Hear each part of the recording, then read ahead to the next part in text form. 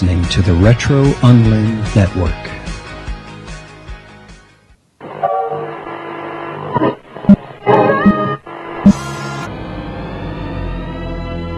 And now for our feature presentation.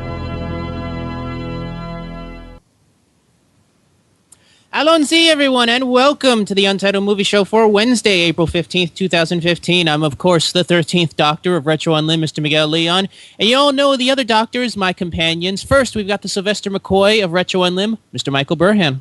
Hello, old chaps. Yes, it's Michael Burhan here with his very jaunty moustache, saying, how do to you?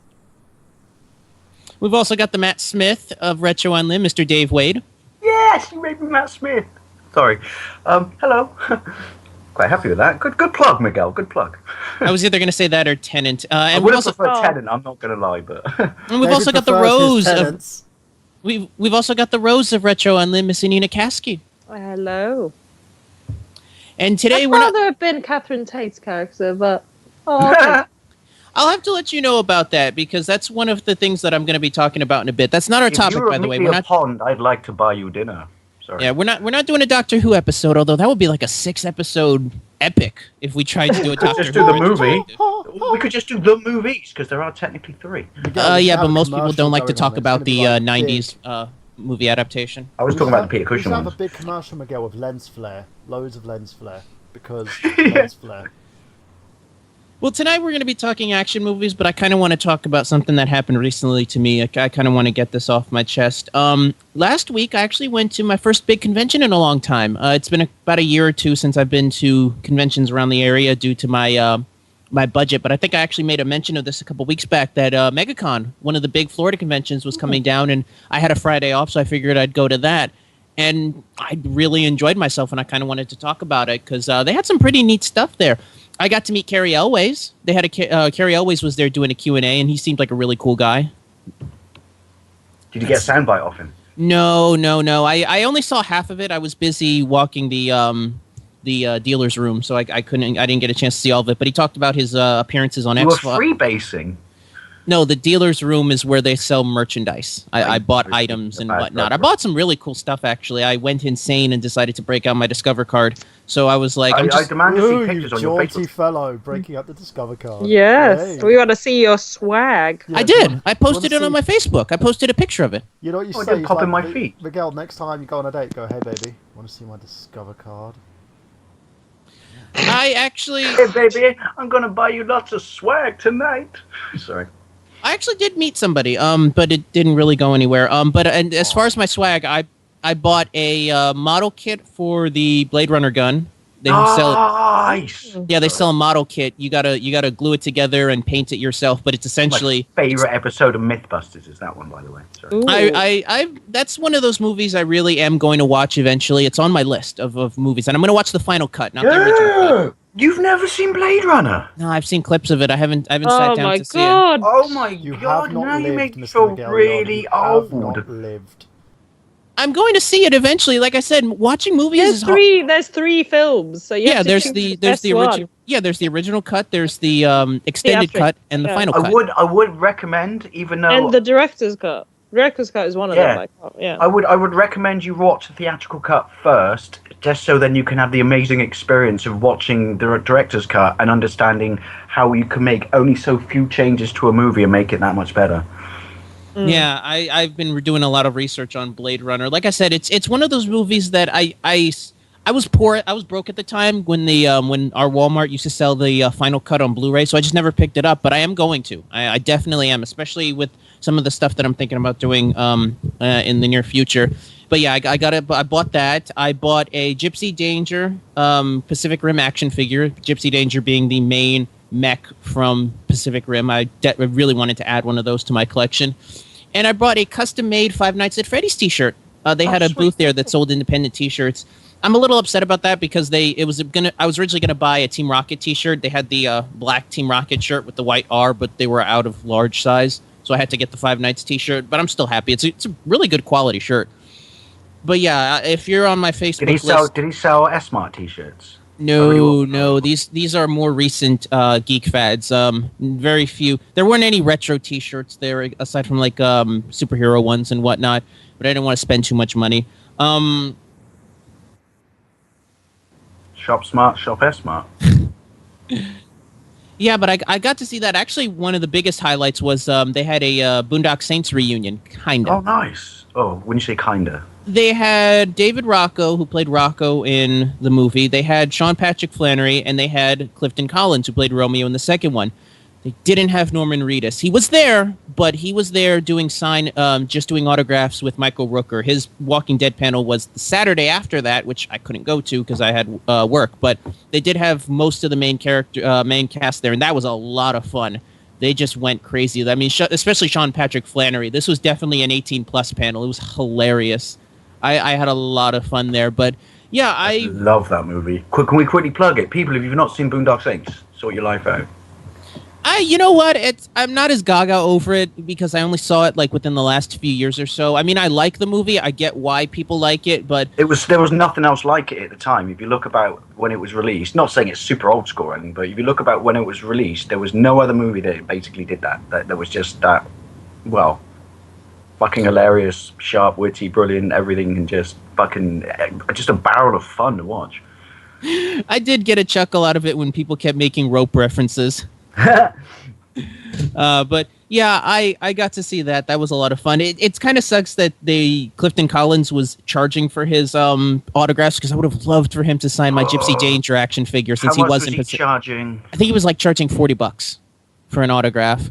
One of the most disappointing things I found out was when Novabug, obviously part of Retro London, went to get Chris Barry, Rimmer from Red Dwarf, sort of autograph, and like, you must be a millionaire, Rimmer. You're all over Discovery Channel. Why are you charging £50 for an autograph? It wasn't him, dude, and he wasn't charging 50. It was his agent, though, wasn't it? Yeah. Which is basically, as far as I'm concerned, him. It was 25. Oh, it was 50. It wasn't 50. Well, I told you before, Hogan was charging like twice that for his autograph. He even had Hogan's got a huge alimony bill. Yeah, and I think he was also doing a one man show after the event, like either Saturday or one night in China. I was just gonna start laughing. No. They were making a big thing about it to where he was doing like a one man meet and greet show at one of the hotel areas after the show. But it was like $150. I was not going to spend that to just hear Hogan lie. I could just $150. Yeah, he can get away with it because he's Hogan. He's Hulk Hogan. But yeah, I think blowjob was probably not even worth that much. I'm sorry. It's like you can't. Just no. Hogan back in the days when he was like popular, yes. Hogan now, the dude goes on and tries to parody Miley Cyrus on a wrecking ball. Ron Jeremy does the same thing. So come on. No. Yeah, Hogan's like one step above like the new cast of The Surreal Life. Like he's just one step above that. He had his own reality show. That should tell you enough. I mean, exactly. I'm amazed that VH1 didn't continue that on. They instead, followed his trashy daughter around. Well, it was more over the fact that Hogan wanted him to follow his trashy daughter around, and then he went through that big divorce because him and his wife were arguing over the fact that she wanted to be a singer and Hogan wanted to make her a singer. And his trashy wife decided to leave him for a younger model. So yeah, national anthem at baseball games, or hockey games, or something. She used to open up hockey or sport events in the States, didn't she? Singing, isn't she? I don't know. All I remember is when I saw it. I think it was like 10 years ago. I remember watching it on TV, thinking, "I bet no one's going to say she's shit in case Hogan's standing behind them."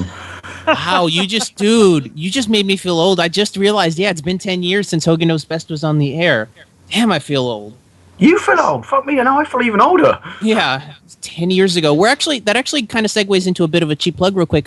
This coming Saturday, we're doing an episode of IGG that I'm kind of going to be hosting. It's going to be a bit late since I get out of work around 10 o'clock, but we're going to be doing 2005 in gaming, and I'll tell the story about why we're doing it sometime after the show. But that's going to be something we're going to be talking about. Yeah. But I wanted to get this off my... Yeah. One thing I do want to say, though, Miguel... is it's going to be a fun episode. But yeah, I'm sorry. Continue. I wanted to get this off my chest because I really felt I needed this. I really felt like I needed to be out. I almost didn't do it because right before I was going to leave the house, my boss calls me up and say, "You want to work some extra hours today?" And I'm like it's a good thing. Like I'm doing you a favor. well, yeah, because trust me, trying to get extra hours when you work 30 hours a week at that place is it's something you don't put to the side. I mean, I woke up early today because I offered to work 4 extra hours on my day off today, but I'm glad I went because up until that point, I had felt really disenfranchised about being a geek. You know, I was kind of looking at myself and I was like, I don't know if I like this anymore. You know, I had this whole big list, this whole big catalog of retro games that I just didn't feel like playing anymore. I had this whole back catalog of movies, a whole bunch that I still haven't seen that I just didn't feel like watching. I was really just kind of zoned out of it. I was kind of like, it didn't do anything for me. I was starting to feel in a slump. This really brought me back. This really made me realize why I'm a geek, why I love doing the things I do, why, it just gave me that spark that I really needed. And I'm really glad that I went because it really did kind of reinvigorate me, and it was something that I really needed. And I regret not being able to take the extra time off to do the full 3 days, especially now that I'm actually living in Orlando. Before it was hard because I was living out of town. But I'm glad that I went this year. It really was something that I needed a big wake-up call for. And one of the things, actually, that it brought me to was I'm thinking about taking up a new geekdom. This month, Hulu Plus is doing a thing where they're going to be doing 1 month free. I'm going to sign up for that, and I'm going to start getting into Doctor Who. Yay! Oh, yay! Yeah, they had a panel there where they had a panel there where they talked about the history of Doctor Who from the first Doctor all the way up to Peter Capaldi. And I'm sitting there watching. I'm like, all right, I really got to get into the series because the way the guy was describing every Doctor and how the universe works and all the different variations on characters, I really do want to sit down and watch this show. And I think, in fact, after the show, I'm going to sign up for the account and over the course of the month see how much of the show I can take in because I know that's if I'm starting. Do you know what I would recommend though? I know it sounds weird to watch it in reverse, but to get into Doctor Who, I would recommend starting from the rebooted series because then you'll get a full appreciation of the character with good special effects, which will prepare you to go backwards because going backwards, if you didn't grow up with it, if you start with the first one, it will be difficult because you won't make it cardboard things. If eventually I'm going to get to the pre-reboot stuff, but right now I'm just more focusing on the Sci-Fi Channel reboot. Put it this way, basically, there is one of the special features in one of the box sets I have because I've got loads of them. Is so we had no money left in our budget, so what we basically did was get bubble wrap and spray it green. Oh yeah. They talked about all the different Doctors and how the ones that kind of the unfortunateness of some of them, the fact that at the time the BBC was just slashing the budgets, more and more, and it got cancelled. This is true, and it caused a massive backlash at the time. But the bloke who took over the BBC in 1989 was not a fan of Doctor Who, and he cancelled it simply because he didn't like it. Mm-hmm. That was the Sylvester. That was the Sylvester McCoy years, and then he replaced it with the tripods, and then he didn't even finish that. But quick poll. Michael and Dave, who's your favourite Doctor Who? Paul McGann. My favourite one, I would have to say, it's basically I would say Paul McGann or Christopher Eccleston. Really, Christopher Eccleston? Like I know a lot of people are fans of his, but compared to the newer versions of the Doctor, a lot of people don't go Eccleston. I'd go Tennant every time. Yeah, he did something original. He did something new with the Doctor. Tennant did the whole quirking Doctor, and it's been done before. If you go to like Sylvester McCoy, like the Doctors beforehand, Tennant was just doing a variation of that. Tennant was very geek chic, I would say. Yeah. Well, but Tennant there was a lot of sadness in that character. There was so much sadness in Tennant, which I like. Smith copied Tennant a lot more as well, and because those two, I think the reason why I wasn't really a fan of Matt Smith. They were brilliant though in the 50th anniversary. I'll say this about Tennant. Tennant, I have a lot of respect for because he was a legitimate fan. I mean, that's one of the things the guy that was doing the panel said. Like David Tennant got into acting specifically to be the Doctor. So, I mean, to be able to do, your dream job that you've been working on and trying to do for years, I have a lot of respect for that and admiration. There's a brilliant little book in one of the box sets of, I think it's season 3, where he does the foreword, and he does the foreword as if he really was the Doctor, and he goes in the TARDIS back to meeting David Tennant as a child and just says, "Guess what? One of these days, you will become the Doctor." Aww. Which reference that? Yeah, I'm actually looking forward to Matt Smith's season because one of the guys, the guy that was doing the panel said Matt Smith was probably the most childlike of the Doctors, and he says, and I debate you on this because of that. He said, I think that Matt Smith's season is probably the darkest Doctor because of that, because of the fact that he was so. Because of the fact that he was so I think even the Tennant ones are in some ways darker than the Matt He's Smith dark. ones. I agree they're dark, but because of the fact that Smith was so childlike, it was almost like such a stark contrast whenever he had to go dark or let his anger out. Because of the fact that he otherwise was such a very chipper and childlike character of sorts. I disagree. Sorry, but spoilers. I think the darkest episode is The Family Blood, which is actually based on a novel based on the Sylvester McCoy Doctor, where he puts his Time Lord essence into a watch so he can hide from this family of alien shapeshifters that are coming after him. And the end of it is so dark, where it turns out, he goes, "You thought he was hiding from you? He was hiding you from him." And he throws one of them into the event horizon of a collapsing star. He traps the other one in a mirror. The third person he traps perpetually in every scarecrow across England. And it's so dark at the end. It's ridiculously dark. I think the darkest one that I've heard of, having not seen the show, Linkara mentioned it in one of his reviews when he was talking about the Spider-Man One More Day comic. Wasn't there a storyline where one of the boyfriends of one of the female companions gets erased from time, but she still carries a small sliver of his memory inside of her, and it's represented by a random tear that pops out? That's kind of dark. That's very, I love the dark one. That's the whole thing about Doctor Who, though. Even going back to a kid, even if you ignore the shit special effects back in the day, there were, it was generally basically, right, we're a kid show, but we're still going to scare the shit out of you. That's the whole point of us, is scary. People die left, right, and center in Doctor Who. Yeah. Mm-hmm. The saddest... Ooh.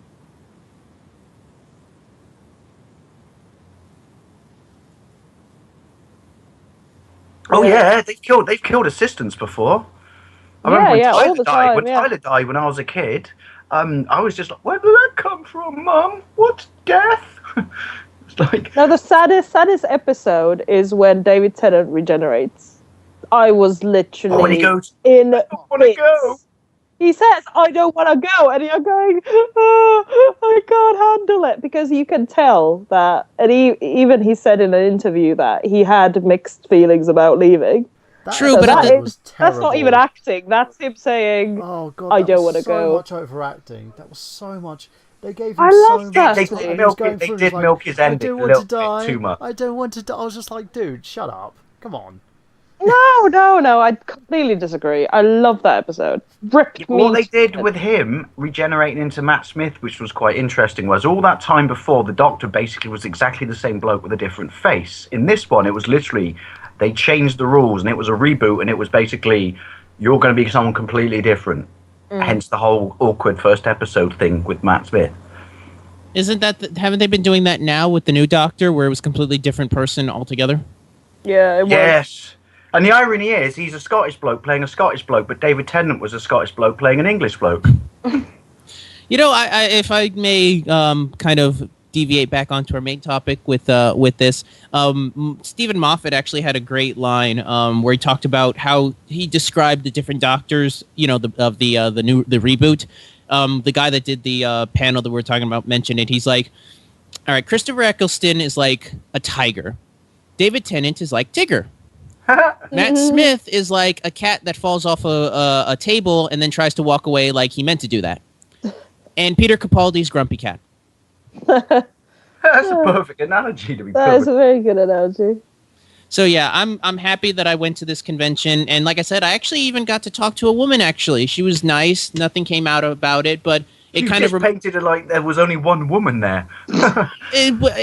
me and Burhan have been talking over a couple days and just kind of our viewpoints on that. So I do want to give Burhan a slight pat on the back because you are right, it is that easy. So I just figured I'd kind of just mention that, but like I said, it was something that I needed to do. Okay, that sounded The very thing is, pimpish. I'm a guy who's with over okay, I'm going to probably say a number here. I've dated over 30 women. You kind of pick things up when you make 30 mistakes. Just saying. Yeah. I imagine syphilis is probably one of them. It's nothing like that. But me and Burhan were talking about, basically he told me sometimes it's just as easy as just talking to somebody. And in a way, what's the worst that can happen? Go away, I don't like you. Yeah. Life, is it? No. Tip for guys: never start with a line. Never ever start with a line. I got a Ferrari, baby. Never Actually, I'm start pretty with sure a if I line. did have a Ferrari, I could start with that line, and then if they didn't believe me, I could show them my Ferrari. I'm pretty sure I'd be quids in. No, I'm never impressed by a car ever. It's because you haven't seen my DeLorean, Annina. Sorry. Still, no, I'd be like, okay. But yeah, how'd you get out of it in a public car park? Actually, yeah, you got me there. Sorry. Shit, should have bought a Renault. But yeah, I'm glad that I went, and it's a story that I wanted to talk about because it really. I'm glad that it's got you into Doctor Who. To be perfectly honest. Yeah, it's something that I've been wanting to do for a while. My son, come forth. You're one of us now. Oh no, I hate the phrase though. You're a Whovian. I hate that phrase. I just prefer. I like Doctor Who. I'm a Whovian. Sounds like I got some blood disorder. Honestly, the thing that got me into it a little bit more easily was I didn't realize you guys actually do 6 episodes a season. Because when I saw the list of different seasons, I was like, man, there's got to be like 100 or 200 episodes. It's like, no, you guys do 6 episodes a season. So they upped it for the reboot, by the way. That went to 14. Oh, but okay. Then they did that really annoying thing, thanks to Battlestar Galactica, where they actually split 2 seasons in half. I fucking hate it. I hated when Battlestar Galactica did that. It's why I fell out of that show. But now they've gone back to the fans complained, and the BBC actually listened, probably because we pay their bloody wages, and they've gone back to putting the season into 1. And then obviously you get a Christmas special every year. Well, yeah, and the Christmas special was feature length. I'm definitely going to plan into trying to fit this and make it more of a thing. And there's plenty of other shows that I'm going to get into. Like I feel like I'm the only one on planet Earth who hasn't gotten into Arrow yet, but I guess I'll do that while I'm on this. While I've got this free month of Hulu Plus, I might even hold it afterwards. So we'll see how it goes. What free month of what? Hulu Plus is doing a free month. You get 1 free month of Hulu Plus. What's Hulu Plus? It's a bit like Netflix, like a competitor to Netflix. Yeah. Hulu Plus is basically it's kind of the TV answer to Netflix, where instead of movies, it's TV shows, and it's not older. It's you get more recent airings of TV shows to be able to view. You know, like instead of Netflix where they wait like 3 or 4 seasons to put a full season box set of a series on TV, you can get it instantly. What's the deal with Daredevil? Because it said on the advert on normal TV that you can watch all episodes now. Is that right? Is the entire season up? Because if it is, I'd be fucking all over that. I think they did release the entire season all at once. Oh my god, I've got wood. Sorry. Yeah, I've heard a lot about the new Daredevil series, but I don't have Netflix yet. Has it been? I haven't heard any. I mean, I want to watch it, and I've only seen like the adverts and stuff. But has it been well received? Every fan that I've talked to said it's good. Like I said, it just might be fans. He's my second favorite superhero after Spider-Man. Okay, fair enough. Like I said, there's so many shows that I got to get into. In fact, I was kind of happy when they announced that Constantine was getting canceled because I'm like, finally, they could probably put the full season up on Netflix or Hulu because right now Hulu only has like 5 of the most recent episodes. I think they're waiting until the official cancellation before they put it up, but it's still up there, and we'll talk more about that when we do our news episode. But imagine how awkward a meeting that would be if I ever had it with Daredevil. So, Dave, go on more about me being your second quotation fingers favorite superhero. That was look over there. Oh, you can't. You're blind. Sorry. Yeah, it's like stop talking at the wall, please.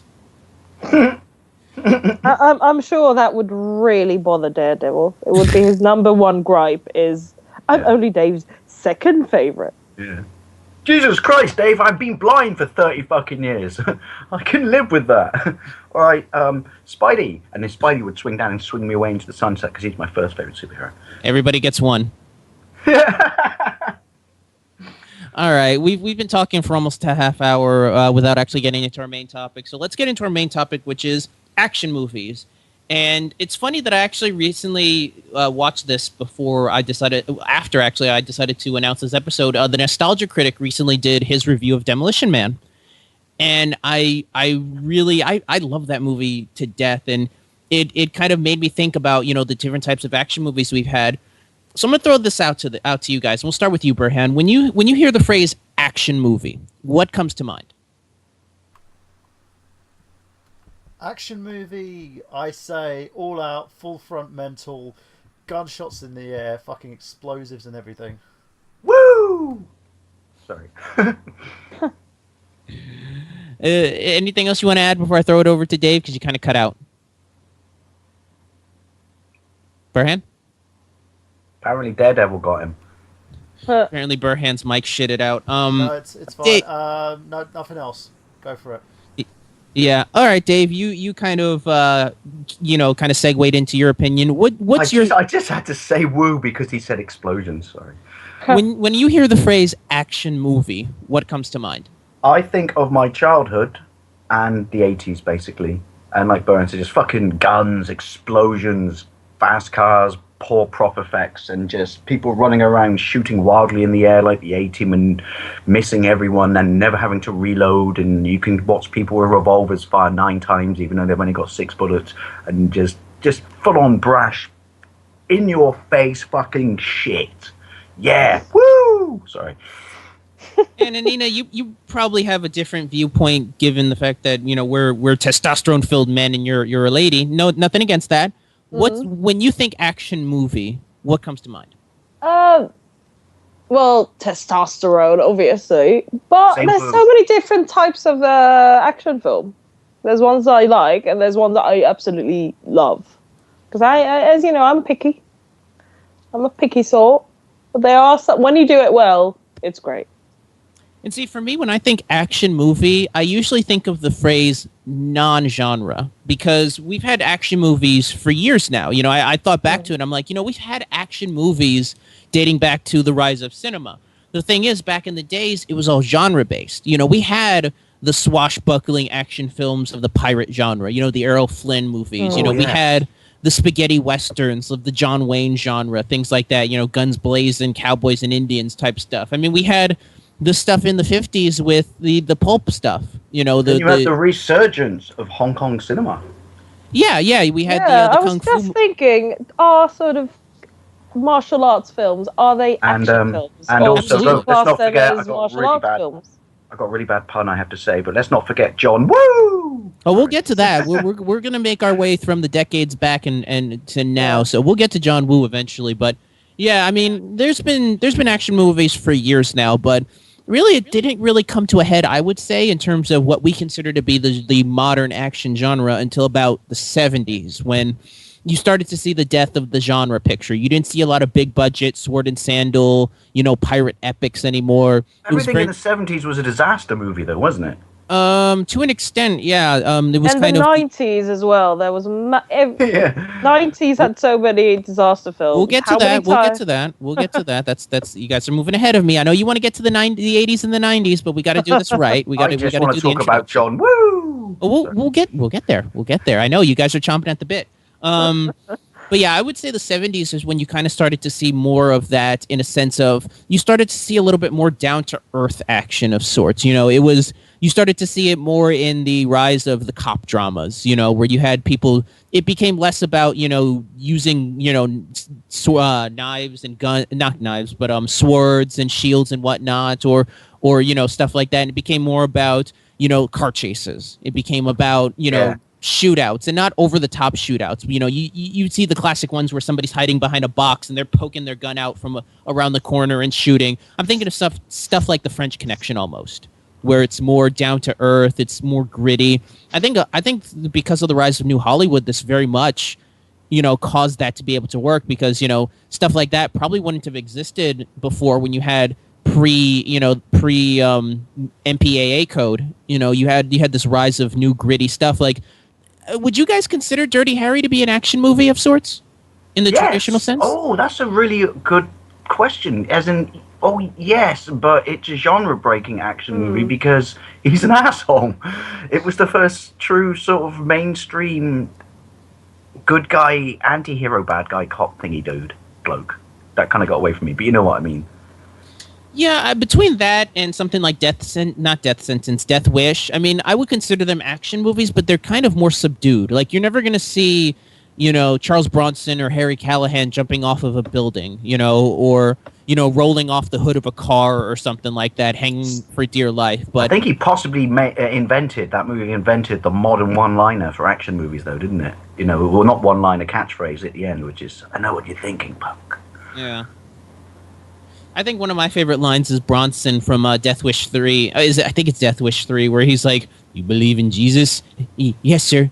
Click. "You're about to meet him." I love Bronson. "Well, here we are, Branson, Missouri." "No, Pally, this is Bronson, Missouri." "Well, how do we get to Branson?" "Number 10 bus." "Hey, Ma, how about some cookies?" "No dice. This ain't over." Do you remember the piss scene. take in The Simpsons? That was it, yeah. But what's the other one, which is Die Hard? Death Wish 10. Sigh. I wish I was dead. Yeah, that series did kind of kill itself out, but yeah, I mean, this is You where know, you start... in England, we got a game of that, by the way. A drinking game? No, an actual... I used to do a gameplay of it. There's a game on 8-bit computers in this country of Death Wish, and it's so insanely violent that you actually just run around shooting everyone, and at one point you can just get a rocket launcher and turn people into mush. Yeah, I think there was also a Dirty Harry NES title. I think Spoonie actually reviewed it. It's not very good. But yeah, that was kind of the heyday, the start of what we would consider to be the action genre. I mean, you also had, obviously, you guys mentioned the Kung Fu genre, which was starting to really come out. Although, I mean, that was... It's weird because when I think Kung Fu, I think very tongue-in-cheek, the kind of grindhouse kind of Kung Fu type stuff. I mean... Keep in mind, I didn't grow up watching many 70s Kung Fu movies. I'm going to throw it over to you guys on that one. What are you guys' thoughts on that whole 70s Kung Fu movement, since you guys are a little bit older than me? Burhan, I'll throw it over to you first. You better not be sexting, Burhan. That better not be why you're quiet. He's got his dick in his hand right now. All right, Lawn Boy, go ahead. You go ahead. You go first. I'd just like to say, aja, aja, aja, aja, aja, and then imagine the song from Enter the Dragon kick in. Fucking love 70s Kung Fu movies. Grew up on Jackie Chan.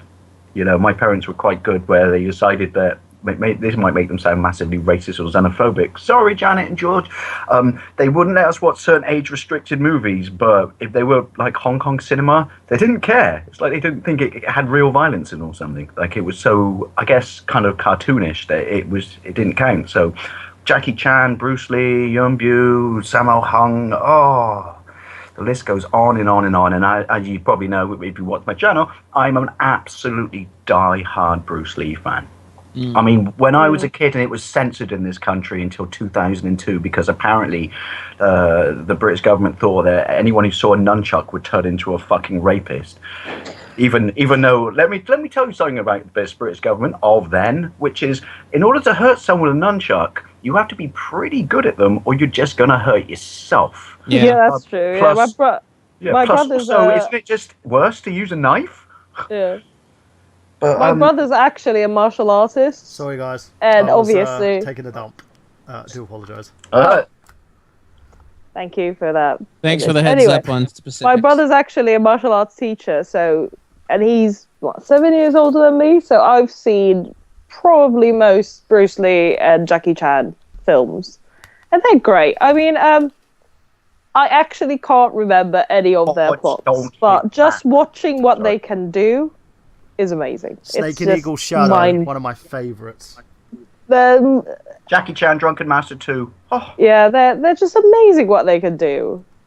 And then there's a modern one, Ombak, which is great. Oh, and it has Thai Warrior, yeah, I've seen clips of that. Yeah, they have that. It's quite serious with a few like really funny bits in it, like tongue-in-cheek amazing bits. Jump through a barbed wire hoop thing. Yeah, no, there's the woman who goes by with a cart going, knives. Anyone for knives? She's just selling knives. so they pick up 2 knives and start fighting with those instead of hand to hand. That's just. I don't have a knife. I can take a knife. Yeah, it's like, oh, that'll be handy. Do you accept credit? Burhan, what's your feelings on the whole martial arts movies? We specifically the ones from the 70s, although you can talk about some of the 90s ones if you like, although we'll get to that eventually. Had, like, Bruce Lee. What's your favorite Bruce Lee movie, Burhan? I need to know this. Snake and Eagle Shadow.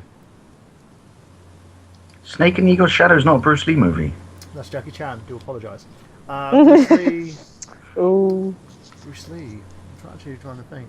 And what's your favorite quote? Game of Death. I also love the Bruce Lee story film. Game of Death? Mm-hmm. Really? Game of Death? Mm-hmm. Well, we talking the actual 45-minute cut that I have, well, you get to see all his footage in the Pagonda, and they fill the rest in, or we talking the horrible, butchered, pieced-together pile of bollocks, where at one point someone's literally just wearing a cardboard cutout of his face. The 45-minute cut, not the fucking cardboard cutout. That's of his amazing.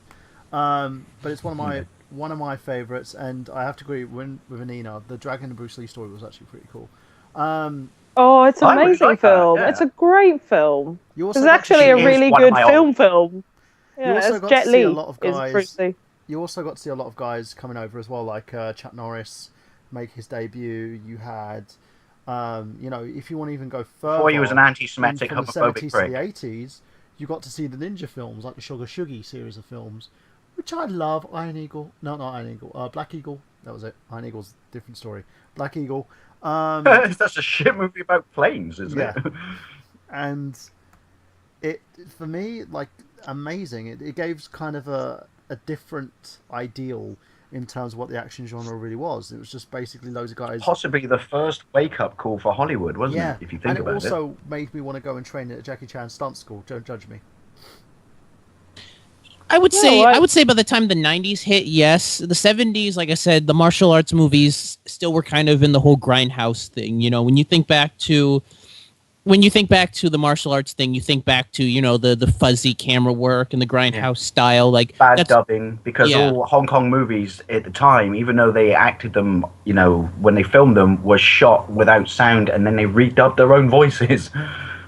Yeah, I do want to talk about the Japanese style of directing when we get to the 90s, because that's where you really saw a lot of directors that were coming over start to bring that kind of editing style over from there, because you really didn't see it much in the martial arts movies, but as the 90s came around and the kind of Hong Kong resurgence came about, you saw more of that in the directing style, which I do want to get into in a bit. But yeah, you also had that. You also had, let's see. I think that's pretty much it. I think between Death Wish and Dirty Harry, that was pretty much it. You started to see kind of the start of what would be what Let's we're going not to get. forget even though there are elements of it in Dirty Harry, but let's not forget the comedic but not full-on comedy sort of action movie, where basically the whole purpose of it was to entertain and be, funny, but it still had a very serious theme and story. I guess you could say basically best encapsulated in the Lethal Weapon series, probably. But We'll get to that. That was kind of a late '80s kind of thing. I thought you were thinking more of like something like Blues Brothers, where it was comedy but there was action in it. Because like I said, action is kind of before the '80s came around. Action was kind of a side genre. You had comedy action. You had movies that were genre pieces or even full on different genres altogether, but had action in them. It was kind of a side thing, Action movies really didn't become their own thing, honestly, until the 80s. But before we get to that, I do want to bring up Stop, or my mom will shoot you. That's 90s. We'll get to that. I do want to talk about kind of the pulp nature of the 1950s, where you had kind of the bare knuckle. I almost think that this is one of my favorite. Bare knuckle. No, I'm not going to say it like that. But I think that's kind of one of my favorite types of old school action movies, because it just seemed a little bit more. Oh, spaghetti western though. We've missed that. We did that. We talked about it. It goes back into the whole genre thing, where it's cowboys and Indians. I was going to say Man with No Name. Oh yeah, definitely. Series ever. Yeah, like I said before, it was mostly just you had a genre like of cowboys, Indians, pirate, things like that, or Middle Eastern with the Cleopatra type stuff, the sword and sandal. Incredibly racist Hollywood of the time. Sorry. Yeah, but action really didn't become its own until the 80s. But I kind of have a love for the 1950s style of pulp action, because it seemed a little bit more romantic. Yeah, more romantic, more simple. It wasn't about flashy special effects. It was more about just punching people. That's And one of my chivalry. Punching people and sexism. One of my- Make me a sandwich, woman. Okay. Yeah. One of my favorite throwback movies to that is actually, I'd actually say it's a tie between Sky Captain and the World of Tomorrow and the first Captain America. I think those two movies really encapsulated that pulpy kind of simple, two-fist kind of action style. Put 'em up. Yeah, it wasn't over the top special effects. People weren't doing over the top stunt work or anything like that. It was just it was a little more visceral. I kind of like that. It seemed a little bit more fun. Forget one of the most amazing sort of homages to that genre in a more modern movie was the bit where in Goonies at the end where Sloth jumps down the boat and goes down the sail with his knife, which is clearly taken from the 50s. Well, hell, if you're going to basically talk about homages like that, I mean, Indiana Jones is basically one big 50s homage. I mean, yeah, the budget's bigger because of Lucas, but, elephant in the room. It very much was that old school style. I mean, Indy basically was going around just punching people left and right, He wouldn't even try to do any flashy gun special effects. He'd be like, bang, dead. Let's not forget Indy's famous double punch at the start of Last Crusade, one of my favorite punches in the movie ever. Where he punches two people simultaneously once with a double punch. Amazing. Yeah, I do love that style of action, but let's get into the era that all of us grew up on. Let's get into the 1980s. And Burhan, I'm going to start with you because I think we have to settle the biggest debate ever. And I'm going to throw this out to you, and this is probably going to be sacrilege to a lot of you. Liberal or Republican? No. Something more serious to geeks out there. Burhan? Schwarzenegger or Stallone? Terminator. But for me, the thing about Stallone, man, Rocky, Schwarzenegger has never even been nominated for an Oscar, so think about that for a sec. Is Rocky an action movie? Can you call Rocky an action? It's a character piece. I wouldn't consider it. I'm saying, as in stars, Stallone or Schwarzenegger, I'm going to go with Stallone because one, Rocky, and two, also Rambo, First Blood Part 2, and also Rambo 3 when he takes on the fucking where he's basically assisting the. And yeah, he's made Stallone's kind of he descended a lot quicker than Schwarzenegger did, but I'm gonna go with Stallone because Stallone punches people and shoots people, right? Schwarzenegger just stood there. He's multitasking. Give them to me, and that was just to the Spanish maid, same. All right, Dave, you had to choose one, Stallone or Schwarzenegger?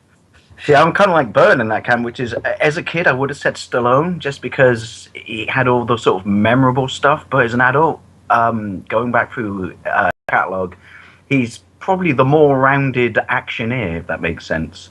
Which is like Byrne says, which is he shoots, he punches, he throws knives, he cauterizes his own wounds with shotgun cartridges. He's just... The only thing I will say is Stallone has catchphrases. Schwarzenegger has catchphrases. Stallone doesn't. You can quote Schwarzenegger infinitely. If someone says to you, say Stallone's catchphrase, you just go, Adrian.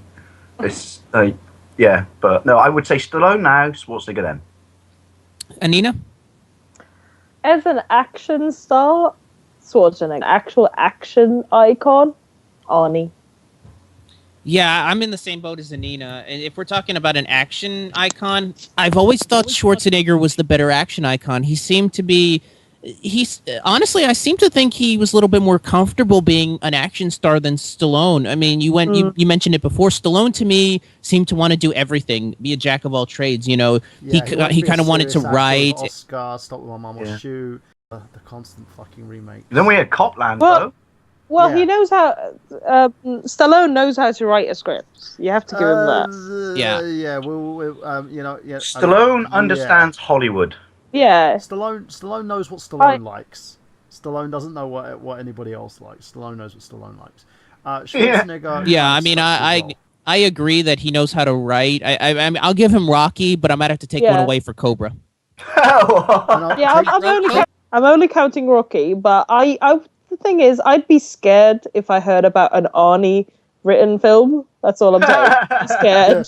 There's close shots of my glutes, close shots of my butt, and me going get to the chopper every 5 minutes. Yeah. It would just be a remake to Pump and Iron, which I'm surprised hasn't been remade at this point. And a suit and a shot of him in a suit being a governor, and then he rips it all off. And extent, I you know, want to give make him a credit. 2-hour movie about this piece of wood. But I'll say this: the big reason why I go Schwarzenegger over Stallone is Schwarzenegger seemed to me to be a more well-rounded leading man. Like I said, I think Yeah. Stallone tried to do a little bit of everything in Hollywood, and I think because of that, he just to me never had the presence that Schwarzenegger had as far as a movie lead ever done, in my opinion, proper, and that's comedy. You Yes. can't find me I'm sorry, Stallone has never done a good comedy. Schwarzenegger, on the other hand, whether it be Twins, whether it be Kindergarten Cop. I love that as a kid. Kindergarten Cop, whether it be Jingle All the Oh. Way, has its moments. Even stuff that I didn't like that was considered That's a comedy. my car. Oh man, I was just going to keep an eye on it for you. Sorry. Yeah, I mean, even movies that I didn't like that were considered comedies of Schwarzenegger's were that You didn't movie. like True Lies. I said it in the Cameron review. I was not a big fan of True Lies. I thought the I first probably had the same reaction then, which is. I said it before. The first act and the final act are good. That middle act where he's harassing his wife because she thinks he's cheating on her is uncomfortable. I Oh, can't. that is dark. Yeah, that gets uncomfortably dark for me. But It's the got first and third greatest half are scene fine. ever, which is, when they give him the truth drug, and he's like, "I'm going to kill you," and he explains how he's going to do it, and they're laughing at him, and then he does it. And then he just starts murdering them. Although I will have to debate you, that's not the best scene in the movie. The best scene in the movie is Jamie Lee Curtis's dance. No argument there. You can't argue with me on that.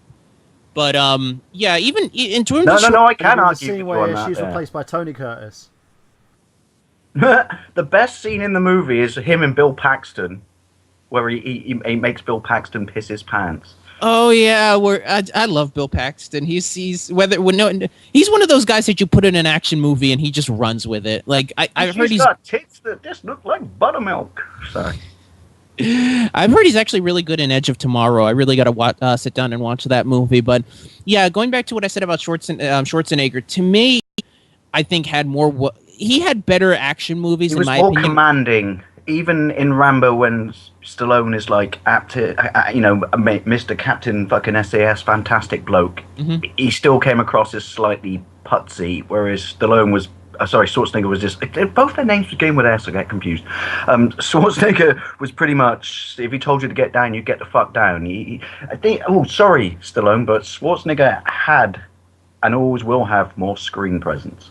Yeah, I mean, considering, I think he had better longevity in terms of his movies. I mean, by the 90s, Stallone kind of petered out, whereas Arnie was still putting stuff out like The Sixth Day and Eraser, by the end of the 90s. Before Arnie became the Governator, he constantly made movies, and I'm not taking anything away from Stallone, but he had two periods in his career where he dropped away and came back. Cliffhanger brought him back for one of them, and Demolition Man, and then he dropped away again. Then Copland brought him back, then he dropped away again. So he always had to basically reinvent himself, whereas Schwarzenegger just went, I'm fucking Schwarzenegger, bitches. Who wants a Jägermeister? It's funny. I heard an argument somebody make about Copland where it's like Stallone was not as good as he thought. And he's like, everybody thinks he was good. You know why people think he was good? Because he got fat. People mistake fatness for good acting. That's what happened. Stallone put on 50 pounds and still did the Stallone thing, but because he was fat, people were like, oh, he's such a great actor.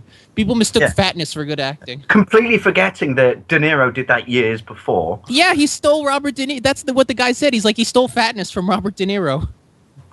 At least Robert De Niro did it with pure class. Stallone actually had an orchestrated diet to get fat, whereas Robert De Niro openly admits in one of the audio commentaries, if you can get it still, because it's discontinued now, on Raging Bull, he just goes, how did you plump up for the role? And he just went, between every take, I just ate 6 boxes of donuts. That's classy, mind. I give him credit. I mean, nowadays, if they had to make a guy fat, they would just do CGI. Don't worry about it. We'll just fix that in give him editing. an Eddie Murphy fat suit. Oh yeah, Eddie fat Murphy suit. loves his fat suits. But hey, I'll even give Eddie Murphy credit, and I'll plug Beverly Hills Cop. Those movies were actually good in the 80s. Oh, I love Beverly Hills Cop. Anyway, what you guys grammars of?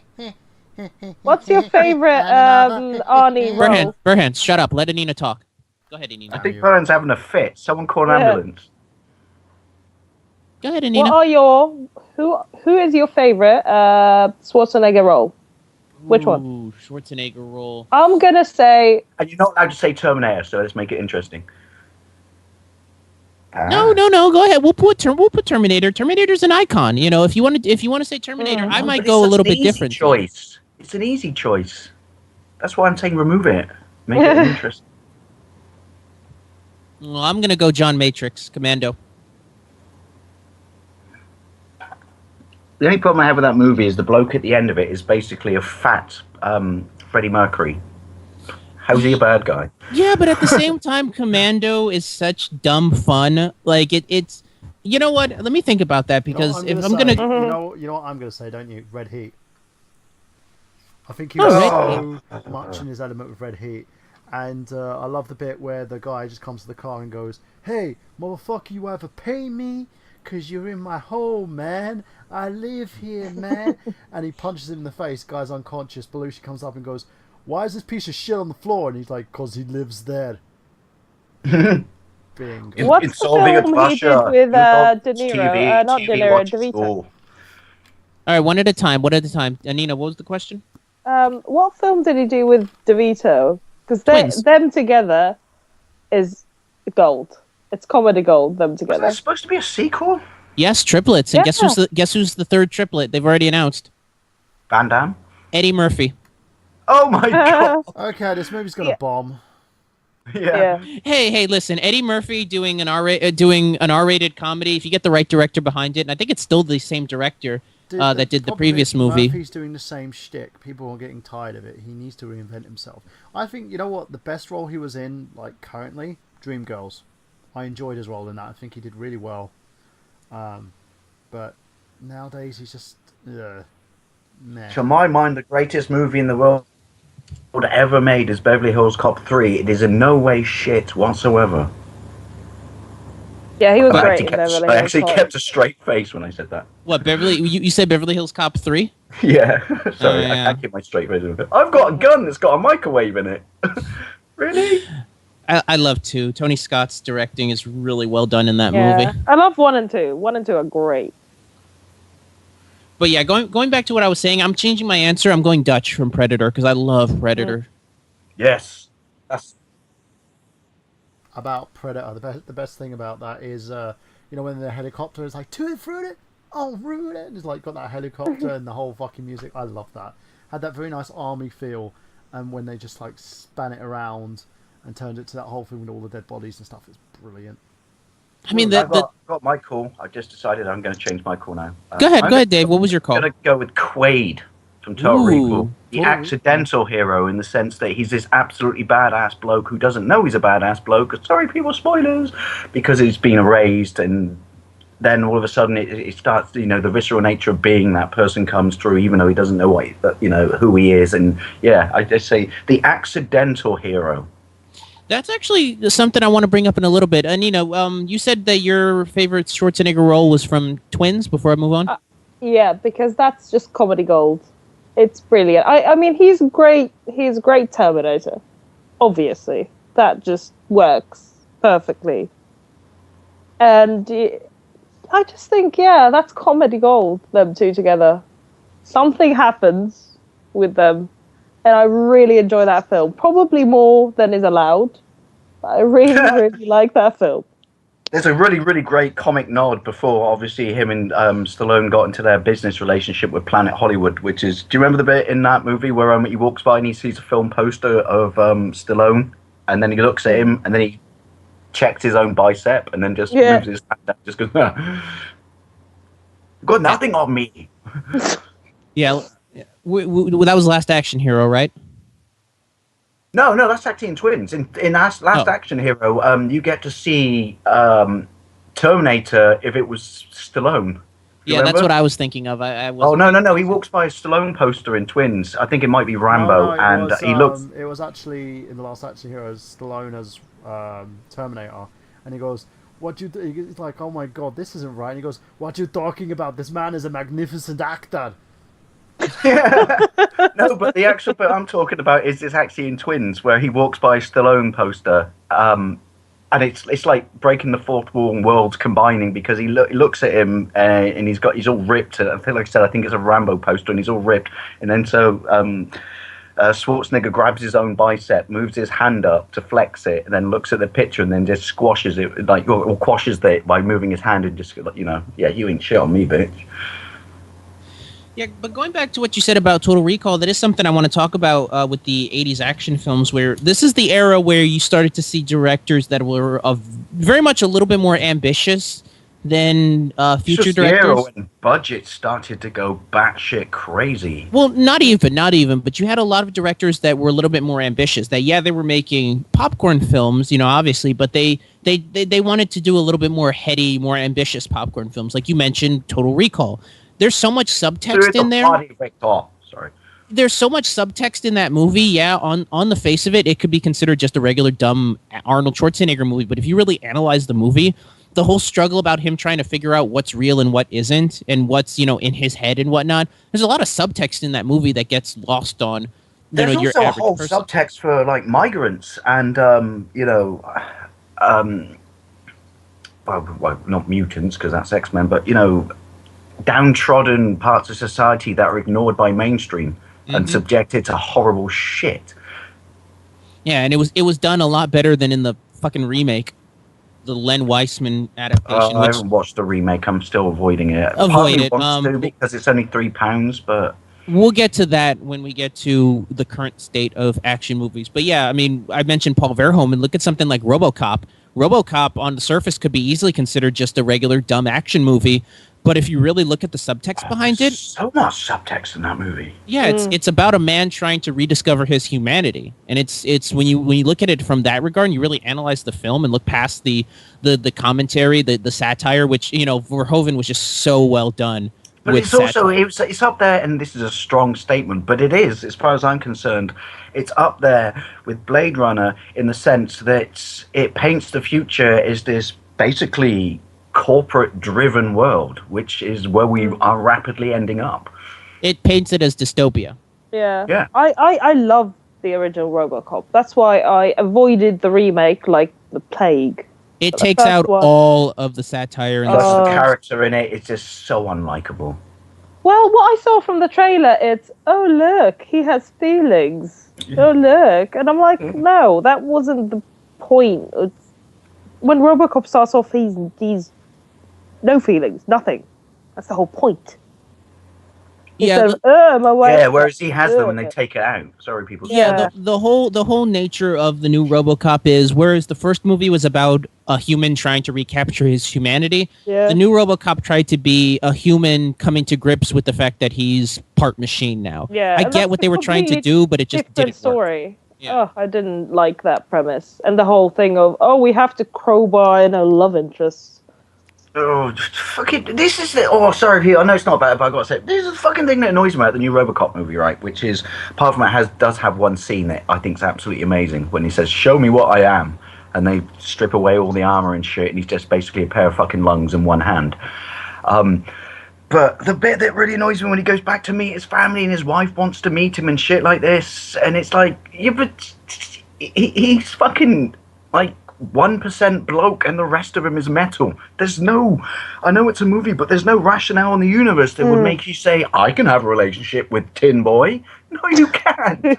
Plus also, and this is a bloke thing, I know, but I'm going to say it, which is when he says, I want you to kill me, this sound makes, I don't want to, fuck it, I'm going to say it, sound like a completely crass idiot, but I said, show me what I am, you pulled everything away, and I realised I got no junk left, I'd just be like, right, game over, I got no junk, I don't really want to exist anymore. I'm just thinking about that scene from Bicentennial Man where Oliver Platt is sitting with Robin Williams, and he's like, I know there's a part of you that's missing, so I'm offering to make you a complete man. And he's like, complete? And he looks down, he's like, complete? And he's like, and they have that whole discussion about it, but it just, that's something like that made me laugh. But yeah, going back to what I was saying, this is kind of the era where you had a lot more ambitious directors, which is something that we don't see today, where it's directors that are just, I'm not just making a popcorn movie, I'm making something more, whether it be,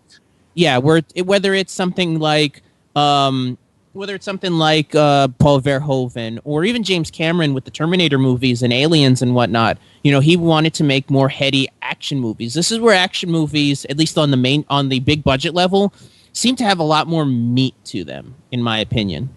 They were, and like I said, it's the first time where we saw non-genre movies where, it was just a guy with guns shooting people. He didn't have to be a pirate, or he didn't really have to even be a cop or anything like that. It was just basically the action spoke for itself.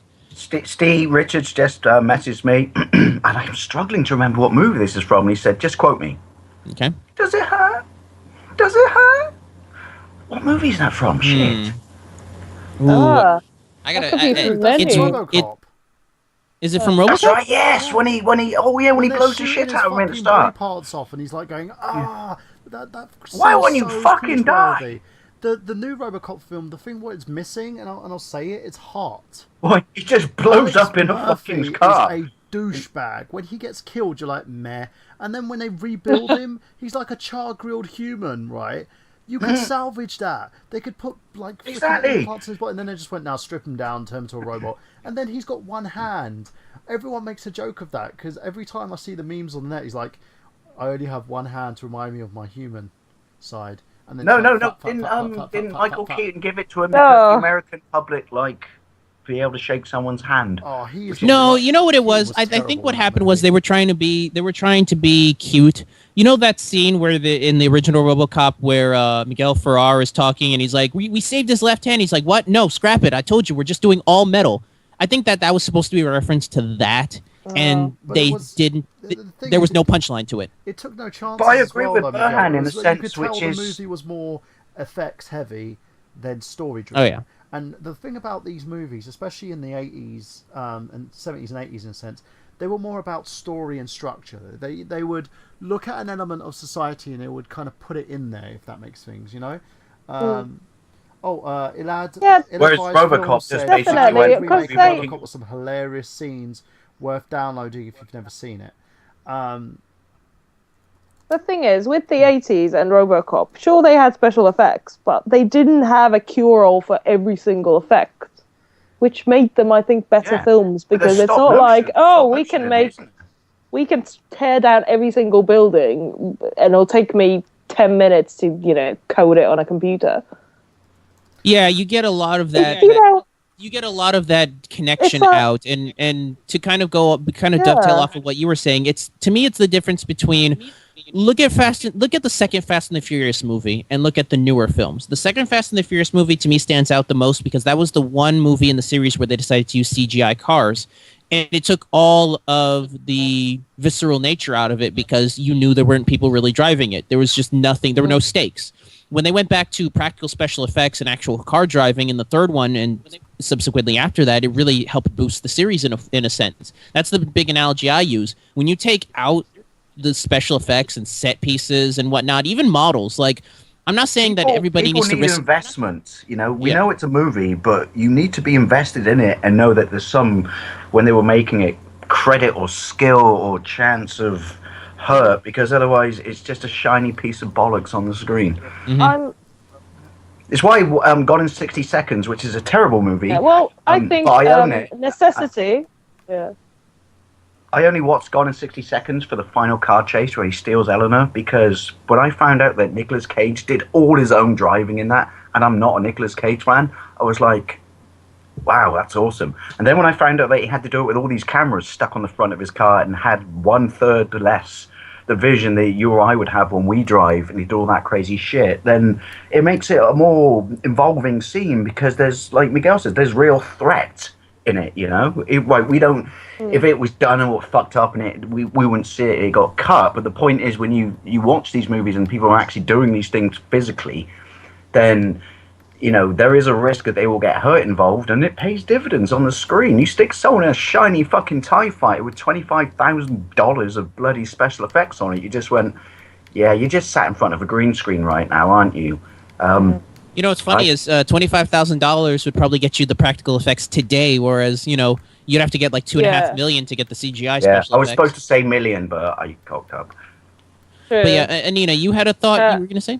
Well, I think, necessity creativity is the mother of invention. When you can't just do exactly what you want, it's usually better because you will come up with the story in a different way, which will be probably more clever than what you thought.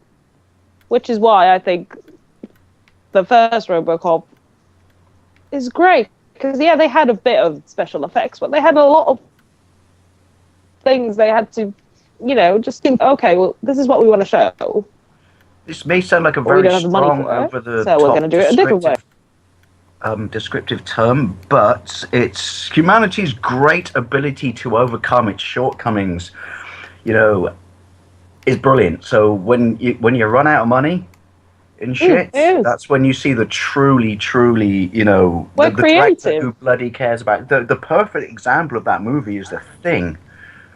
They ran out of their budget. The first Matrix. The first Matrix is done on peanuts. It's amazing. Also, X-Files, when it started, everything's dark because they've got cardboard sets. Dear Hollywood, but that's the look of X-Files, is that they're in a very dimly lit office, and that's the whole feel of the show. Can I go on a bit of a tangent on X-Files? I know that's kind of Dave's gimmick, but I'm gonna steal his gimmick for a bit. When they did the panel, 5 cents monetization every time you do that, though. Bill me, I'll send it to you via PayPal. But yeah, when they did the Carrie Elways Q&A, he talked about his the episodes that he guest starred, and he talked about how hard it was to actually work on the X-Files set because when he first got on the set, they were like, hey, "Welcome to the vampire set," and he's like, "What are you talking about?" And he's like, "You don't know, do you?" And he's like, "No, what's wrong?" And he goes, every filming for the most part that they ever did of an X-Files was a night set. They filmed it at night.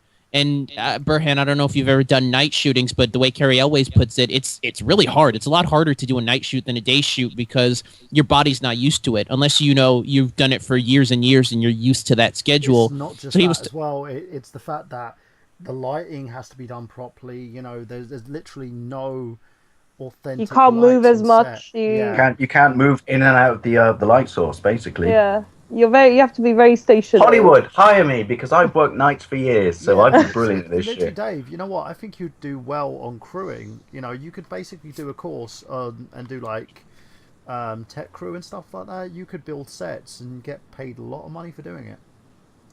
Can I only do it at night because I don't get up in the day? Most of these guys work at night. How's the union over there for that? Because that's definitely an issue if you're building stuff. They're under equity, same as the actors. Yeah. And also, pointless plug, people, but I am a union rep.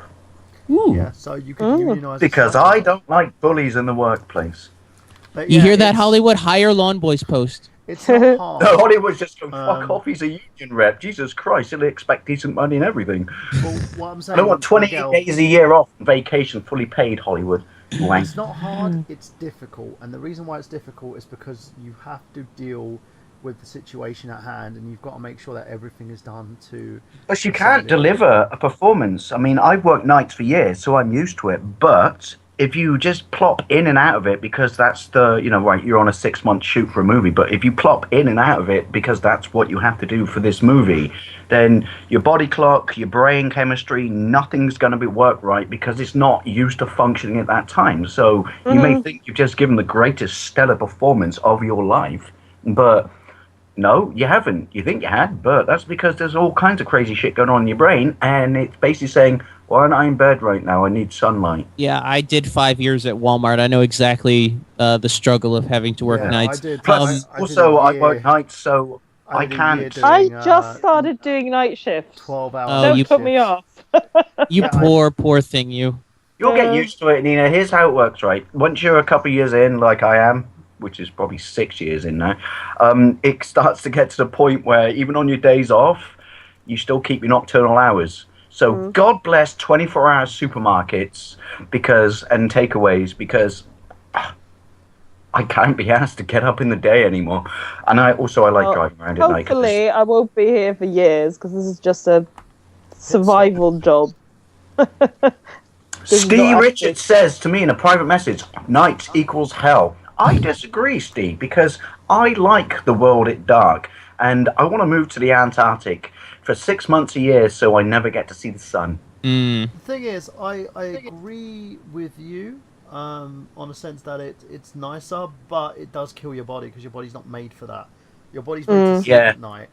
And one of the issues I have whenever I was doing night work was my body wasn't recovering. I remember working the Olympics for 7 days a week, 12 to 13 hours a night, right? So I was in work by 7, back at home by 10 a.m., straight to bed, back up again at 5 p.m., straight to work for 7 again. And I was doing that for, say, 7 days a week, constant, from, I believe it was June till September. And it got to the point where my body was so broken up that they offered to renew my contract, and I went no, because I needed the rest. I couldn't keep working like that because my body. I guess that makes me more machine than you, Burhan. What were you gonna ask me? What were you gonna ask me, Dave? When you worked for Walmart, you did nights, because obviously, we're not going to name my company because I can't, because they fucking hate social media. But did you have to get that health form you get once a year, where they basically had to say, if you want to, we'll send you a doctor to review your health because working nights may cause all of these things. Please tick 1 if you have it. You think Walmart gives that much of a fuck about its workers? It's cute. Well, it's adorable. All right, Scott, I'm going to say I work for Walmart, and apparently in this country they do, but they give you a health form. They have to, because your government cracks. Yeah. Your government's willing to crack down on big budget. I only found out the other day. This is a random tangent. If I can take my tangent. They do things to service the needs that they need to. It's like unions have an issue with certain things, so they have to meet certain requirements. My company hates me because I'm union. As soon as you sign a form that says that you're willing to work certain hours or do loads of overtime, and they're not responsible for your health declining, that's where they got you by the balls. And dear people, as your union rep for GMB, I would advise you on never signing anything. It's not legally obligated that you have to, and if your boss tells you do, he's a lying twat. Yeah, but before we go back onto our topic, going back to the Carrie Elways thing, can I tell a really funny Carrie Elways story real quick? He was it is my show, but I figured I'd be polite. Somebody went up to him during the Q&A and asked him, what was it like going out for a drink with Andre during the set of Princess Bride? Now, anybody who's a wrestling fan, like I'm sure Burhan knows, has heard the stories about Andre and his drinking. So he tells the story about how at one of the wrap-ups, Andre actually invited Carrie to go out for drinking. So he talked about how they kept going from bar to bar to bar. I think he said they went to like 4 or 5 different bars. And he would walk in, and obviously because he's Andre the Giant, people would notice. He would walk up to the bar. Probably because he had to duck beneath the door just to get to the building. That's exactly the words that Carrie Elways said, that he had to duck under doorways. That's how big he was. But he talked about how every time he went into a bar, the barkeep would know, he'd be like, hey, Andre, what's your drink? And he would go up to them and be like, just give me the usual. And basically what he said what would happen is they would take an actual pitcher, an actual like bar pitcher, put it in front of Andre, and they would just take every bottle off the shelf and just pour it into this pitcher. And he was like, I call it the usual. And it was just this concoction of just everything. Brandy, bourbon, whiskey, just everything. And they just poured this into this giant pitcher of beer. And Andre would just hold it like a regular glass. It was basically a regular glass to him. And he would just down this whole thing. And he was talking about as they were going more and more to these bars, Carrie kept noticing there was this one guy that was following them. This guy, like in a suit, just kind of walking around. And he noticed it after about 5 or 6 was he an bars. Agent? Sorry, we'll get to that. And he goes, Andre, I think somebody's chasing. He's following us. And he turns around. He's like, what? Who? And he turns around and he goes, oh, that's don't worry about him. He's just he follows us around all the time. And he's like, why does he follow you around? And apparently, because they were in New York at the time, the NYPD has to send an actual, at the time when Andre was alive, had to send an undercover police officer to kind of follow Andre around, not to make sure people don't mess with Andre, but to make sure Andre doesn't do anything to hurt them. Because apparently, amazing. Apparently, what happened was there was an incident where Andre got so drunk, he actually fell on a person and severely hurt them. You can imagine Andre the basically- Giant falling on you, and imagine, yeah, So that probably basically, hurt. the American taxpayer had to fund an undercover police officer to stop Andre passing out on people. Yeah, basically. Genius. One thing I do know about Andre, which is if you ever went to go to drink with him, I haven't, unfortunately, which would have been, well, I would have lasted 13 seconds. I probably would have just passed out smelling his fucking picture glass with all that shit in it. But he got really upset if anyone else tried to settle the bar tab. Have you ever heard this? No, I never heard it. It was always on him to pay, and if people tried to pay his tab for all of his friends or his entourage at the time, he would pick them up, carry them outside, and stick them on the curb outside the bar. Genius. God, Dave, that you makes need to me be laugh. friends with Andre. I'm just saying. Oh, it'd be brilliant. Well, no, I would 'cause love then to I'd have be- had- then I I'd would be love to have dead, gone- but Yeah, I would love to have gone out drinking with Andre, even once, just to have the story. It probably would have only been Hey, Andre, once, Miguel, Andre. because you probably would have had alcohol poisoning. I've Drink. got- With all that, Drink. yeah, with all that he was drinking, Jesus Christ. Hey, Andre, take my phone, right, and film it, and then fall on me. We'll put it on YouTube. It'll go viral. And then Dave And would make have sure- to make file sure a to But screen injury might die claim. in the process. Make sure to Get say crushed sexy by it. biscuits as you're falling. Sexy biscuits. Dave, was that good, Dave? Was that good? Was it good for you, Dave? Mr. Postboy? Dave, are you okay? Dave, oh no. Jesus Mom, Christ, I Andre, did you it just again. killed I Boy killed Boy. the man. Not again. Then my ghost would appear behind him like Patrick Swayze style and just go, come on, let's make this really viral and bench press my corpse. It would just look like you know the can't remember the character name, but the guy from Green Mile when he's holding the little mouse. Michael Clark Duncan, yeah. Yeah. It'd Oh, just be yeah, like that.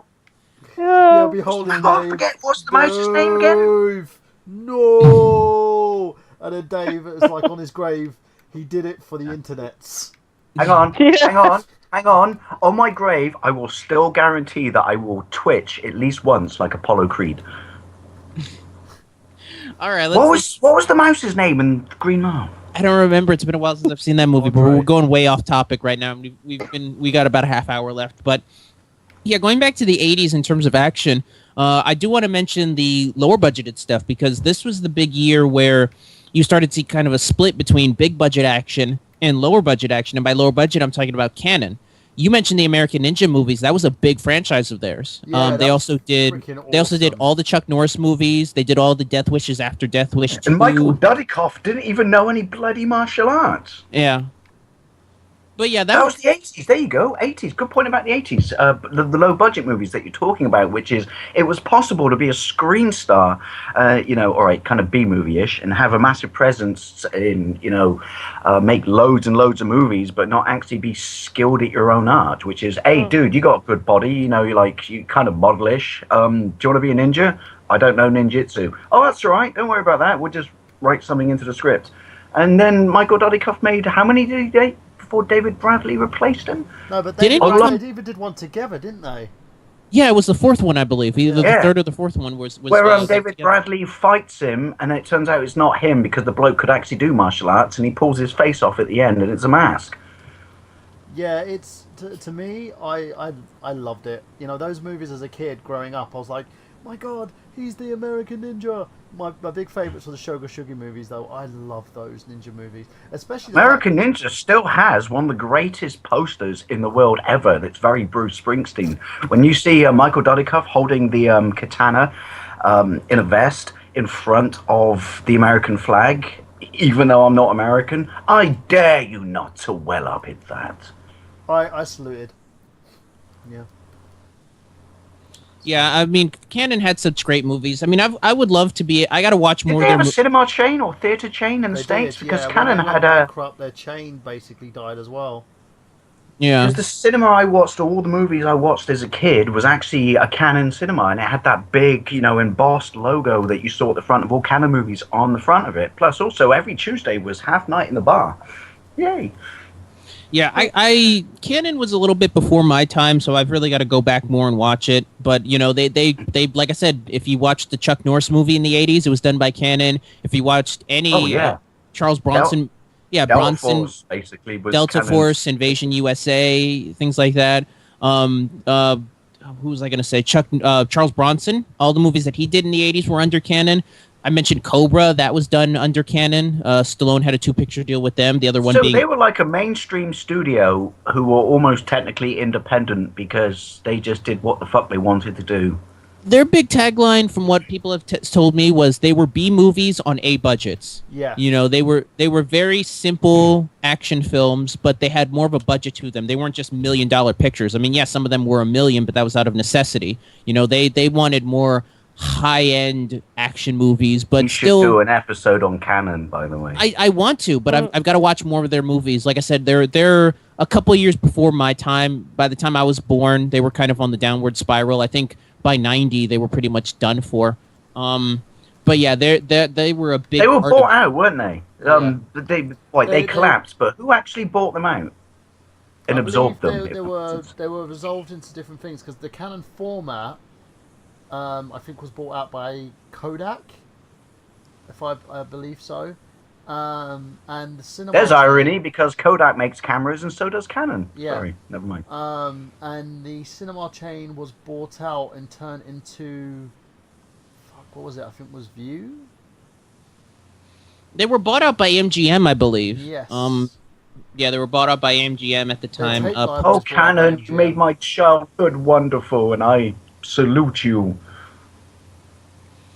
Yeah, let's see. Yeah, I think they just collapsed after that. MGM kind of just absorbed them in. But yeah, they had a ton of. Wonder why they collapsed, because you know, all right, B movie or not, with A know what movie it is, budgets, Dave. whatever. You know All their what it movies is. were successful. So Actually, money. what killed them were all their movie deals. They had a deal with DC at the time to do Superman 4, which was a bust.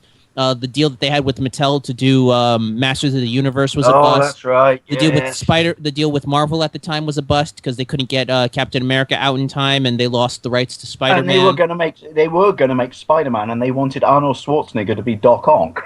Yeah, I remember that Michael because Biehn. They wanted Michael Biehn as Peter Parker, though. That would have worked. well, I remember they were. Well, I don't know if you're talking that version or the version that James Cameron was going to do in the early Have '90s, read because the you script? mentioned The script is amazing. what the Canon Spider-Man or the Cameron. The Cameron Spider-Man. He did a scriptment for it. I thought they were one and the same. A lot I of could it be was confused. used. Yeah, it was one and the same, and a lot of it was used in Sam Raimi's version. He recycled a lot of that in his version of it. And they Did I tell the story about why Cameron couldn't do Spider-Man? Did I tell that story when we did the Cameron? No. Tell it now. Basically, what happened was James Cameron was a massive fan of Spider-Man and really wanted to do it in the early '90s. So he had his agent, not his agent, the owner of Carol Co., the company that produced the Terminator films, to go out and get the rights to Spider-Man. So they went to Canon. Problem was, Canon lied to them and said that they had the rights, even though they didn't. Marvel got back the rights after Canon flopped. So he ended up suing Canon, and Marvel, I think, joined in the lawsuit. And there was this whole big hoopla. And basically, as they were about to do pre-production, all of a sudden they get a call from the lawyer saying, "We have to shut down. We don't have the rights," and he couldn't do it.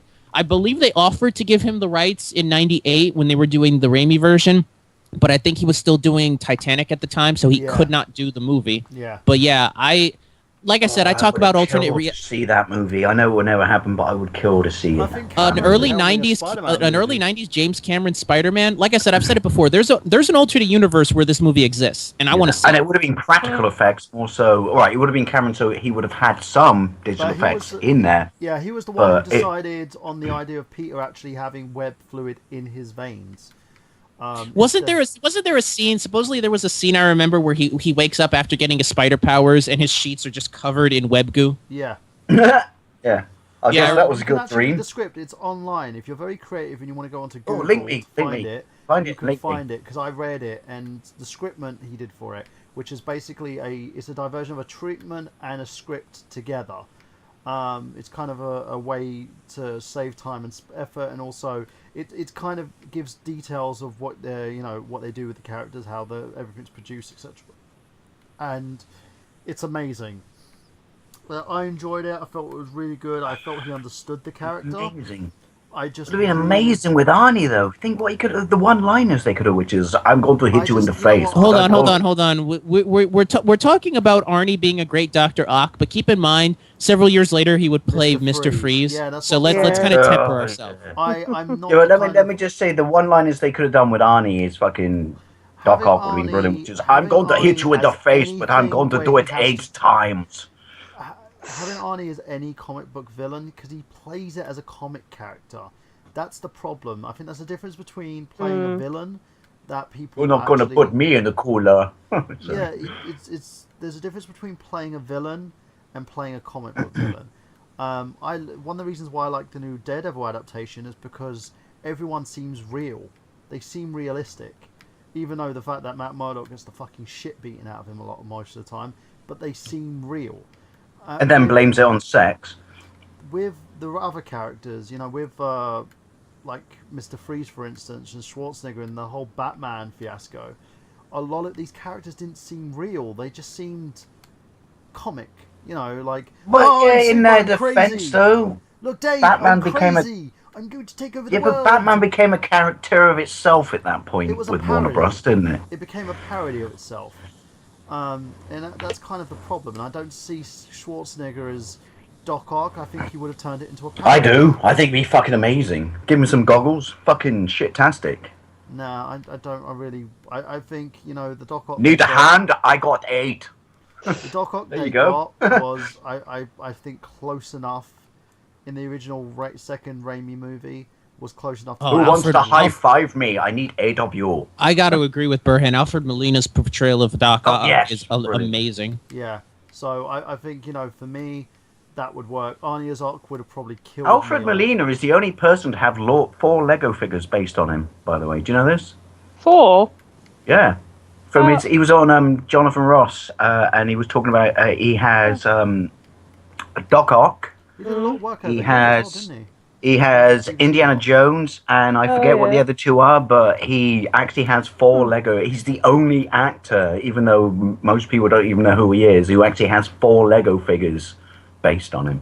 A lot of people forget he was the guy that kind of screwed over Indiana Jones at the beginning of the movie. Throw me the whip. Throw me the idol. No time to explain. Throw me the whip. Adios, senor. No, as in how much work Alfred Molina gets is amazing. I don't think he's ever not working on something. He's a really good actor. He's someone that He is. He should have been the Hulk. I've just decided he should have been the Hulk in Avengers. No, I don't think he should have. No, I disagree. Yeah, this is why they wouldn't You're allow you to both cast people, wrong. Dave. We can no longer be friends. To me, I think he's a really, really good actor and he's someone who's very polarizing in his own right. Having Schwarzenegger in a role that is that you can humanize, and I think that's kind of the method he did. He humanized Doc Ock, and it worked. With Schwarzenegger, he kind of just went in that whole, I'm comic, look, I'm funny. Do you think I'm funny? I'm funny. Look, I'm going to say 5 one-liners, I'm funny. And then you're just sitting there going, okay, Arnie, stop it. Enough. Really, stop it. I'm going to slap you in a minute. No wonder your wife divorced I still you. think he would have been good, but you are right. Alfred Molina's delivery of Dr. Xavier in Spider-Man 2 was conflicted, torn person. Yeah. The suit took over, or when the thing got permanently grafted to his spine, took over, and it controlled him, and it was more of his personality than he was. Yeah. But he still came back every now and then just to know that what he was doing was morally wrong. It was a realistic take on a character. Instead of the character being, I'm an evil genius, there was a realistic take on it. And I think it kind of, you could see elements in that when they did the Superior Spider-Man series, where you had all of Doc Ock's memories of him being bullied and being, basically beaten by his father, and you can understand the reason why he was the way he was. He wanted control. He was a narcissist. He was controlling. He was also very egotistical, but he wanted control over his life. He wanted to be the hero, and that's kind of. I always wanted Wolverine to fight him because it's just his exoskeleton, which gave him a massive amount of power that always beat Spidey up, was just metal. So Wolverine could just go schnick, cut, just cut your arms off. What are you going to do now? But again, it's a lot of research. I think Cameron understood it, but I think Raimi really understood it. And when it comes to these action movies, and what happened was, as Miguel said, oversaturation. but at the same level, it was simple. They were like, right, we need a Simples. picture. Yeah, we need a picture. Let's get a picture. Okay, we need, the Japanese are doing these ninja films. We need our own ninjas. Okay, let's do an American ninja. Yeah. Okay, let's do that. Here's an idea, right? Instead of spending $25 million on a fucking CG backdrop, why don't we just use matte painting? Mm-hmm. It worked in Return of the Jedi. Yeah, I mean, that's the one thing that people give Golan Globus a lot of credit for as producers is they're kind of more of the old style producer where they didn't make things complicated. Like from what I've heard, they were more Hong Kong cinema. I know they're not, but do you know what the connection I'm making? Which is they were more, kind of basically. There's a practical way to do everything. We didn't even talk about the fact that there was the rise of Golden Harvest at this time as well. I'm not too familiar with Golden Harvest. What's that? Their first Turtles movie. Yeah, they were Bruce Lee's company, but basically their first true crossover movie, as Bohan said, was Teenage Mutant Ninja Turtles. So it was made and directed by Golden Harvest, but it was funded by America. Yeah, because no one else. And then they got Jim Henson, and they did it right. They got Jim Henson in to do the fucking suits. Yeah. And sorry, Bern, I didn't mean to talk over you. Also, the fact as well, they produced a lot of Jackie Chan's movies as well. A lot of the Chinese cinema that we saw over here was produced by them. It was all distributed by Golden Harvest. And Golden Harvest made a killing at the time. They're not around. I don't think they're around anymore. And a lot of the reason why... Are they not? No, is because... That's a shame. Now when you see Chinese cinema over here, it's usually by a big budget studio. Like Miramax is famous for taking. Well, it's usually promoted by an American studio. Yeah, it's distributed by someone big. Yeah. Now, but the problem is though with Miramax, they tend to kind of take the original movie and then cut the fucking shit out of it. Oh yeah, Harvey Scissorhands, as he's called. Yeah. Can I quickly say one really quick tangent, because that's what I do. Bern, we know your favourite Jackie Chan movie, but I can't believe we didn't ask everyone else, which is, what's your favourite Jackie Chan movie? Oh, I can't remember names of them, I'm afraid. It's got to be Drunken Master for anyone. Or Armour of God, actually. Armour of God's really good. Armour of God, you're a good man. I love them, and they have a special place in my heart, but I haven't watched one for a long time. Well, he's modern sort of Asian cinema, yeah. Modern Asian cinema, I can, pick out favourites, but not from the old ones.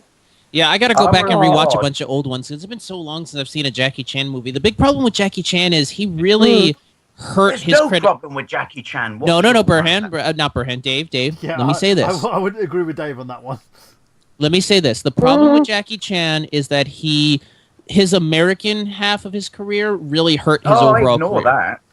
Yeah, even he ignores it. Like anytime he does promotion for his works in China, in Hong Kong, he actually says to his fans, "Don't watch any of my American films. They're embarrassing." They are embarrassing. He knows that. Treated as a comedy act. He actually apologizes to them, and do you know what he says? And this is true. I've watched from an interview, but just so we don't get sued, I'm going to say allegedly. He blamed his American career on the fact that they had too strong health insurance policies, and he wasn't allowed to go batshit crazy. Because if you look at some of his Hong Kong movies, he went absolutely mental. The problem is, you get a foreign actor, they rarely ever translate well. Unless they're the strong silent type, But Rush Hour was successful, wasn't it? Rush Hour it was successful because you had a joint lead in Chris Tucker and Jackie Chan. Jackie Chan didn't do much. Do you know what I mean? But when he did do something, it looked good. With Chris Tucker, I do know that in the original Rumble in the Bronx, that it's set in the Bronx, but there's clearly a point where you can see the Vancouver mountains. Just saying. Yeah, like I said, I got to go back and rewatch a lot of his stuff. I mean, I think the most recent one I saw half of Drunken Master, which I liked, and I liked the fact that for the American release, he actually did his own dubbing, which I very much appreciated. Yes. Yeah, I'm going to find. Plus, he tried to. He's sorry, gone back Karen. to a lot of his movies and redubbed them. All of his movies now have his own dubbing in it. If you see the I'm gonna have to go see. Yeah, I'm gonna have to go back and watch Rumble in the Bronx thing because I remember watching it when it first came over here, and being annoyed because I'm like, that voice is not coming out of that guy. Yeah, It was it's like some Oh my god. no, it was like some very white sounding voice, like, "Hi everybody, yes," and I'm like, It's "That's like, not I'm your really voice." white man. Hi, my name's Jackie Chan. No, you're not. Really. Yeah, well, that's anything that's dubbed. I feel that way. Anything that's dubbed, I'm like, no. Well, that's how just, that, just like I no. said, that's how those movies are Just shot. no. They shoot them silently and then redub it. I don't know why, and redub everything in afterwards. I know, Gun but when effects. you change the nationality of the actor, you do lose something completely. I'm Jackie Chan. I'm now American. Yeah. Hi, Well, Jackie. Little glint what off are you his doing? teeth as he looks at the camera. I Well, don't know. let's go into that real quick because there's- I was gonna hold on. Go ahead. No, I I was just saying, Disney films dubbed into Finnish, they are just my ears and eyes hurt at the same time to see one now. You can't dangle that carrot in front when of it's a us. Finnish dub of a Disney film. Because honestly, you could go online. It's like Finnish people I'm on it, have I'm a on it. very monotone. They're very monotone way of speaking. You add Everybody that to a gets Disney to film, the you're just like- chopper. it's Disney didn't do Predator? I wish they did. Hilarious if Disney There'd be a fucking amazing song in the middle. Yeah. You I shot him in the my face. chopper. And I tore out his spine. Now I'm wearing his carcass as a trophy. You I'm a are- predator. All right. Before this thing Ugly derails, we're almost 2 mother. hours in, so I don't want to spend too Can I much just say time. one really Make quick it quick. tangent, which is going back to the 80s movies, which is people forget that Jackie Chan and Golden Harvest actually tried to make him a bankable American star in the 80s with two movies. One was Cannonball Run, which is Yes. an awesome movie, Such a great and movie. the other one was The Protector, where he fights one of I forget, Bill, what's his name? He was actually one of Bruce Lee's students, and it turned out, ironically, that his incredibly quick kung fu style of the time that was based in comedy was lost on the American audience, and that's why his 1985 American career was bombed until Rumble in the Bronx came out. Then everyone suddenly realized that they'd been renting this guy in VHS for years and just went, "Oh, I remember you, you're quite good." That's something I want to point out with the Hong Kong style of filmmaking because I'll mention John Woo at this point because I'm gonna try to speed through the 90s, but that's one of I wanted to at one point to do an episode on foreign productions because between the Japanese style, the Asian style of filming and the French style, you tend to notice a certain theme with both of those, and it's that for some reason international films tend to have much smoother action filming. You know, it's not like today where there's 50,000 cuts in a 2-minute fight scene. They tend to put more emphasis on choreography and One sense. shot, basically. Yeah, like the French. If you've ever seen, I've been watching clips of the movie District B13, which is the original movie that Brick Mansions was based off of, and the stunt work in there, the parkour and the cinematography is amazing. I really love the French work. It's one of the reasons why one of my favorite people in Hollywood's Luc Besson. Anytime he does a movie, I love his work. Whether it be Fifth Element, I really want to see Lucy. I heard that was pretty good. It's an amazing movie. no, not that good. Yeah, Shut I'd up! say I love It's an Fifth amazing Element. movie. Fifth Element is one of my favorite films of all time. Lucy was a disappointment to me. yeah. I really I enjoyed have to it. admit. I can see Well, what they were doing. I just didn't agree with what they were doing. You know. Well, here's the thing with Luc Besson. Yeah. Whether it's Fifth Element, whether it's Lucy, whether it's La Femme Nikita, whether it's even 3 Days to Kill, which he produced, that was that Kevin Costner movie. You can tell a Luc Besson film because it has a certain filming style to it. You know, it's a very smooth cut. He very much focuses on choreography. Same thing with John Woo. John Woo, Face Off is a hard movie for me to watch just because in hindsight with those two guys chewing up scenery, it's really difficult. But if you just focus on the fight sequences, it's an amazingly well choreographed movie. The gun work in that movie is stunning. One of the best. Yeah. That's the one thing I like about... Go ahead. Yeah, sorry, no, just what my brother says, which I think is very accurate with Luc Besson, is that they're not action films, they're art films with Yes. action in them. And you can Yes. see that, especially Fifth Element. They are art films with action They're very Yes. sort of avant-garde Cool. in them, pieces, in a which sense. shouldn't It's work, like, but yeah. works perfectly. Yeah. Yeah, Fifth Element. Let's have a blue woman sing opera in the middle. Yeah. But It's an amazing it's a sequence, brilliant. man. I really I love love that scene. I love that scene. I have to wanted say to something see more quickly on John Woo, by the blue way. women sing opera. Go ahead, Dave. More blue women should sing opera. I've just decided. Is John Woo? I remember having an action movie called Impact. I was subscribed to back in the day, in like late '80s and early '90s, and there was this tiny little section at the back that talked about Hong Kong cinema that was outside of what you could rent in the local, video stores. And that's when I came across a little ad that said, "You need to watch The Killer, because if you've never understood how great a movie can be and how crap Hollywood is action, watch this movie." And so I ordered it from a allegedly dodgy pirate Hong Kong store. And The Killer to me still is, and Stallone wanted to remake it, didn't he? Thank fuck he didn't. Oh god. Yeah. I still don't The forgive him Killer on that. to me is one of the greatest, the final scene at the end where the assassin still won't tell the cop his name. And he's like, "So what's your name?" "Just call me Mickey Mouse." It's one of the greatest action scenes you'll ever see in your world. Yes, it's completely unbelievable and stupid, but then we all suspend disbelief to stuff when we watch, movies. But it's just the greatest and I guarantee if that movie didn't exist, The Matrix wouldn't exist. But that's the thing as well. When it comes to these movies, they look a lot more in terms of their action and how stylized it is in comparison to American movies. And But it's also got really, really strong poignant bits, which is he accidentally shoots the statue in the church of the Virgin Mary, and then the movie just goes completely silent, and 4 white doves fly above it. Oh, the doves. And then they cross themselves, and then it goes straight back to let's blow people's fucking faces off. But that's the thing. One of my favourite John Woo movies actually is Face Off. And the reason being is, as a kid, it was actually one of the first John Woo movies I ever watched, and I enjoyed it. I know a lot of people are like, I like it. Cage and Travolta are just playing Cage and Travolta. That's who they're playing. The characters are based on them. Yeah, but they play them so well, you actually start to get confused 1/3 through the movie, going, which is, you're doing him so well and he's doing you so well, I think I might have to have a brain fart right now. Yeah, and it also proves that these guys are really bankable actors in the way that they they present these characters. And Plus the face-off scene when they remove their faces is brilliant. Yeah, and John Woo is so good at organising these scenes and making them work.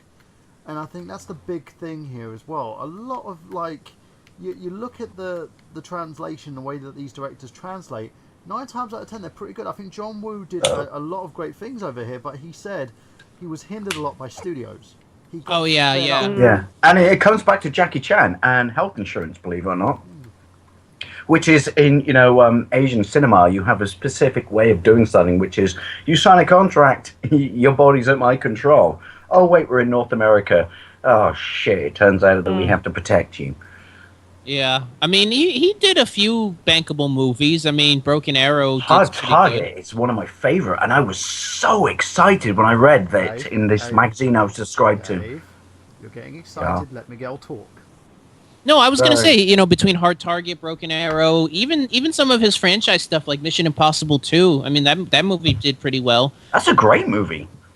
Yeah, well, I mean, it depends on who you talk to. I saw the Matthew Buck review of it. I can see why most people dislike it. But actually, one of the movies of his that I want to see is Paycheck. The what's it called? The Ben Affleck, Uma Thurman film, because it's based off of a film. Yeah, it's. I think it bombed. It bombed because it came out right after Geely. Yeah. And, Patimus was saying as well, because Mr. Retro Unlim was going on about why we're not talking about James Mr. Bond. Jingles, by the way. Mr. Jingles is the name of the mouse in Green Mile. Dave, I'm talking. I do not recognize your authority. Mr. basically Retro Unlim was talking about James Bond and saying why do we need to include him in kind of action movies. But I did bring up the fact that an unofficial James Bond movie directed by Michael Bay is an action movie, and that is The Rock. Starring Sean Connery and And the reason why, hold on, the reason why I didn't mention James Bond is because I put that in the genre picture role because that's a spy thriller. They've had those for a long time. I'm talking, when we talk action films, we're talking about the non-genre based ones, you know, like it's not, you know, like we said before, you know, pirate movies, sword and sandal films, you know, the old style army movies, you know, those I'm including more like leading man, Schwarzenegger, Stallone type films more than those types. But yeah, you are right. I mean, yeah, James Bond is probably one of the more prolific action films, but like I said, they're more spy thrillers. Yeah, and he just had surgery, didn't he?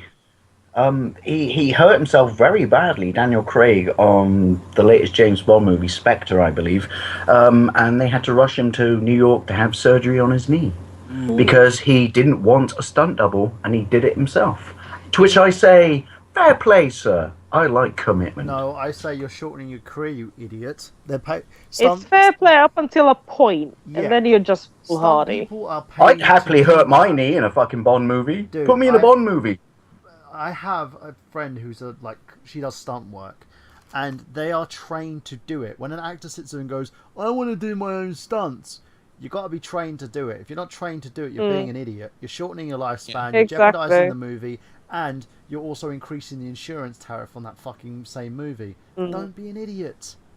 No, you people don't understand. He's Bond. No, he's invested in the character. He just wants to.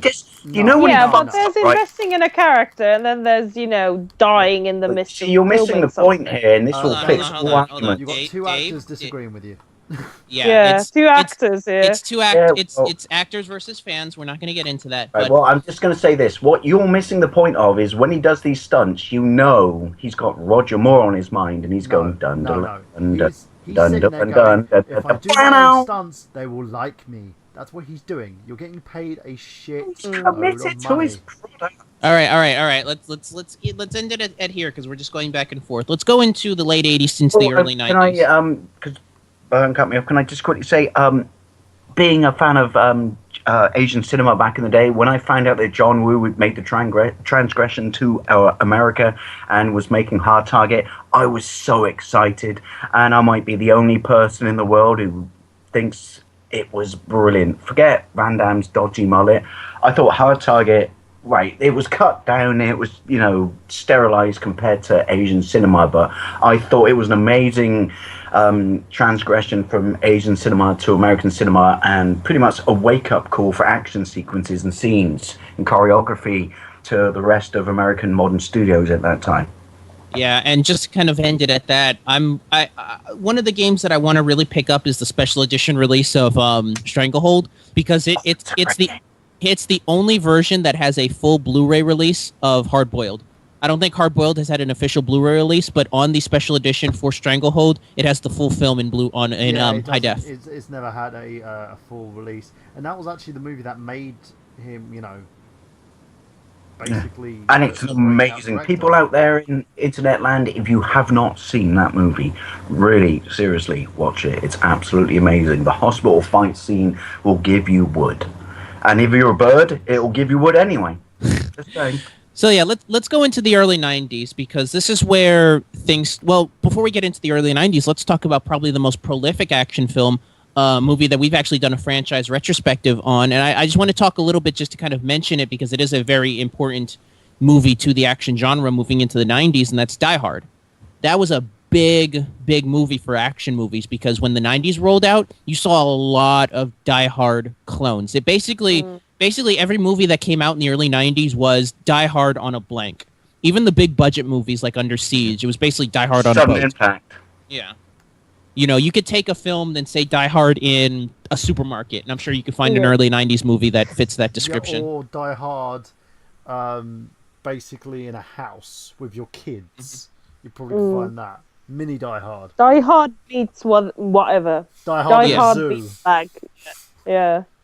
But going back to what I was saying, this is where kind of Hollywood got in over its head, because like we said before, Canon kind of fit the underground niche of the low-budget direct-to-video market in the 80s, while the big-budget action films were more the 90s. Were more the Hollywood. In the 90s, when video really started to pick up in terms of direct to video, you started to see a lot more studios go more low budget. Warner Brothers was a big prolific low budget direct to video feature, because that's where we got probably one of the more infamous action leads, and that'd be Steven Seagal.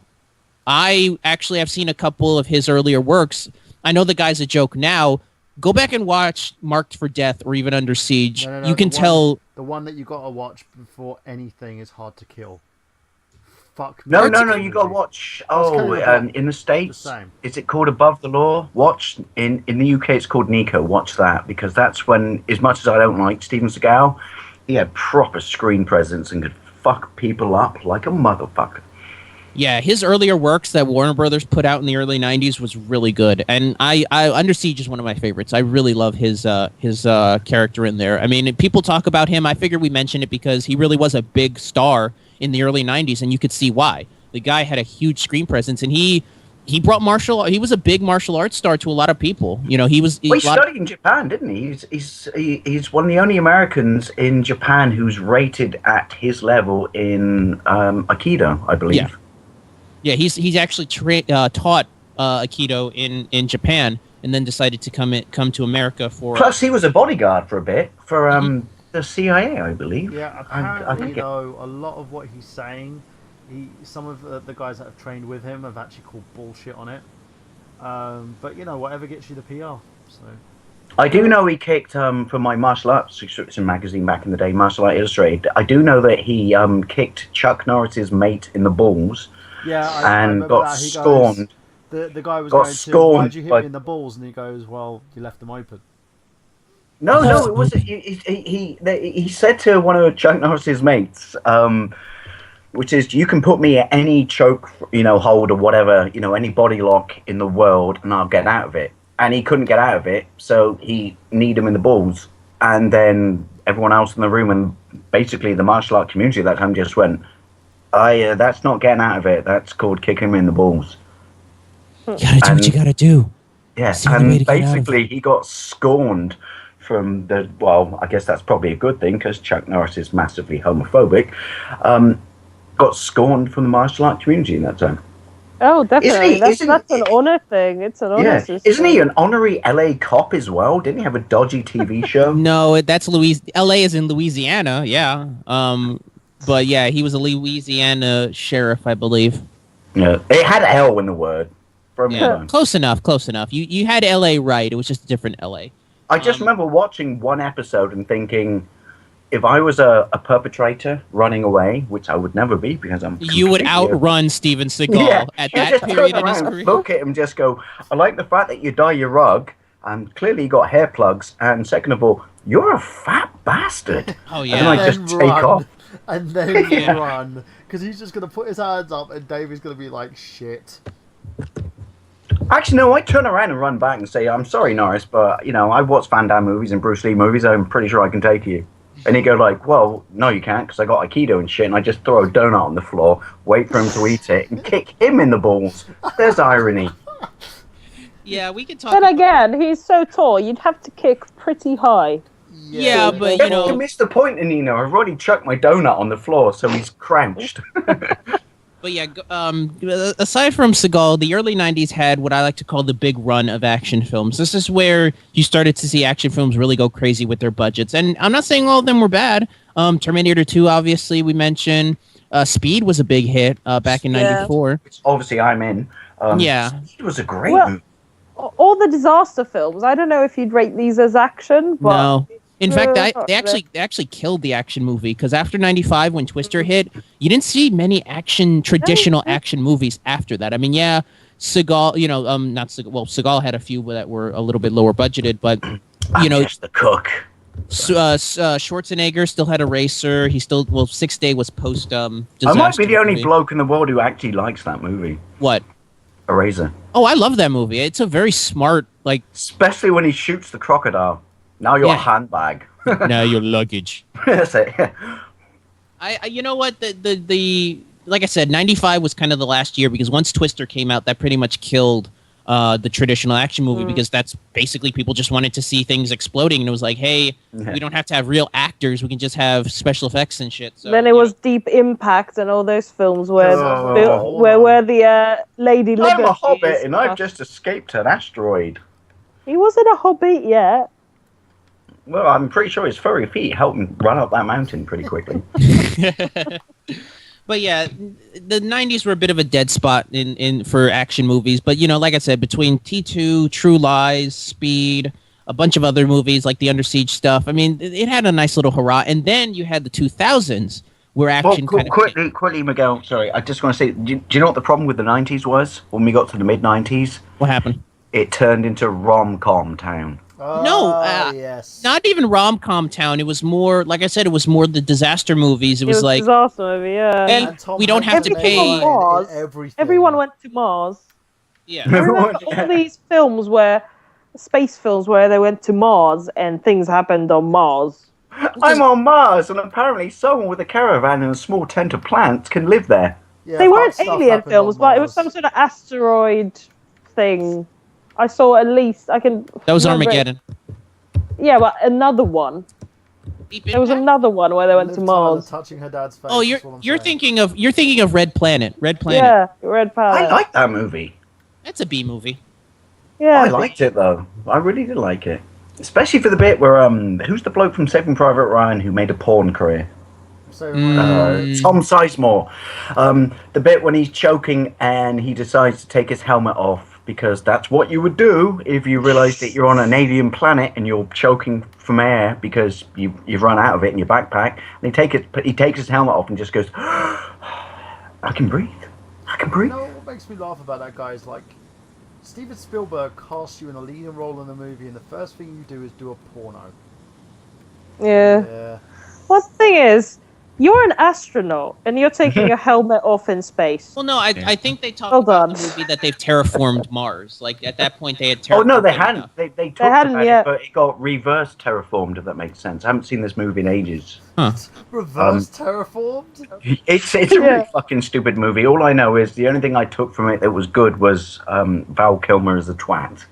Yeah, we all knew. Well, that's Val Kilmer in every movie. Yeah, if you ever watch him in The Saint, you probably knew it was a twat. Oh. The Saint is. I love The Saint. Don't talk. I love that film. I love the series. The Saint is a was great I love film. the series. That's like getting an American company to sit there and look at a British thing and go, we can do something with that. Here you go. Let's cast He didn't have a bloody Volvo as the Saint and have him do a very dodgy English accent because that's what we do. But I love that film. Probably because I've seen it about a gazillion times And when I was a child with no taste. When you watch it. Just saying. All right, let's get back into the 2000s because this is where it's weird. I have a love-hate relationship for the 2000s. I can name some solid films in the 2000s in terms of action movies. For me, the movie became lens flare town, though, isn't it? Let's be honest. It became a lot of overproduction, is what happened. But in terms of action movies, my go-to for 2000s is The Transporter. To me, that really brought back action films. Like I said, Luc Besson.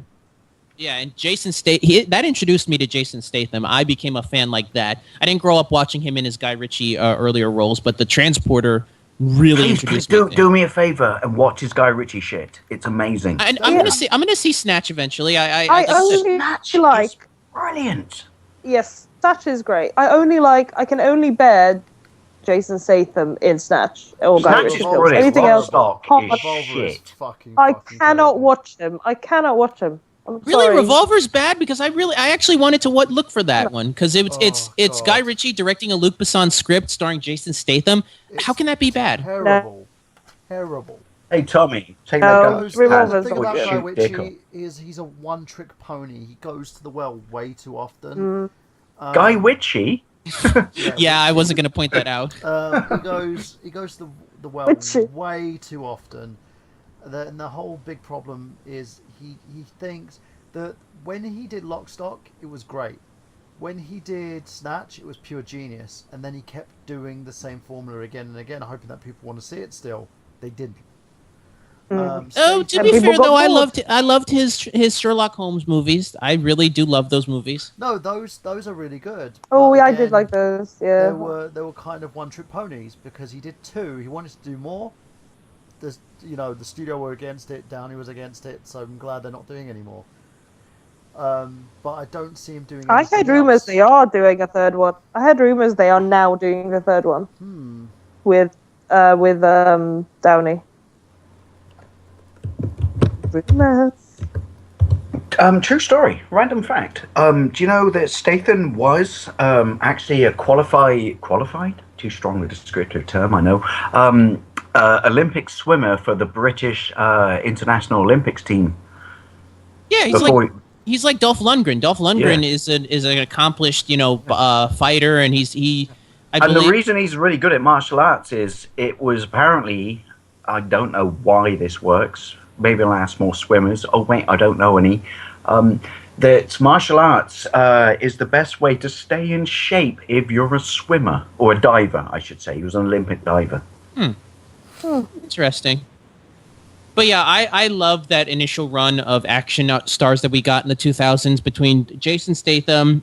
It took me a while to warm up to Vin Diesel, but having known his background, I'm a big fan of his now.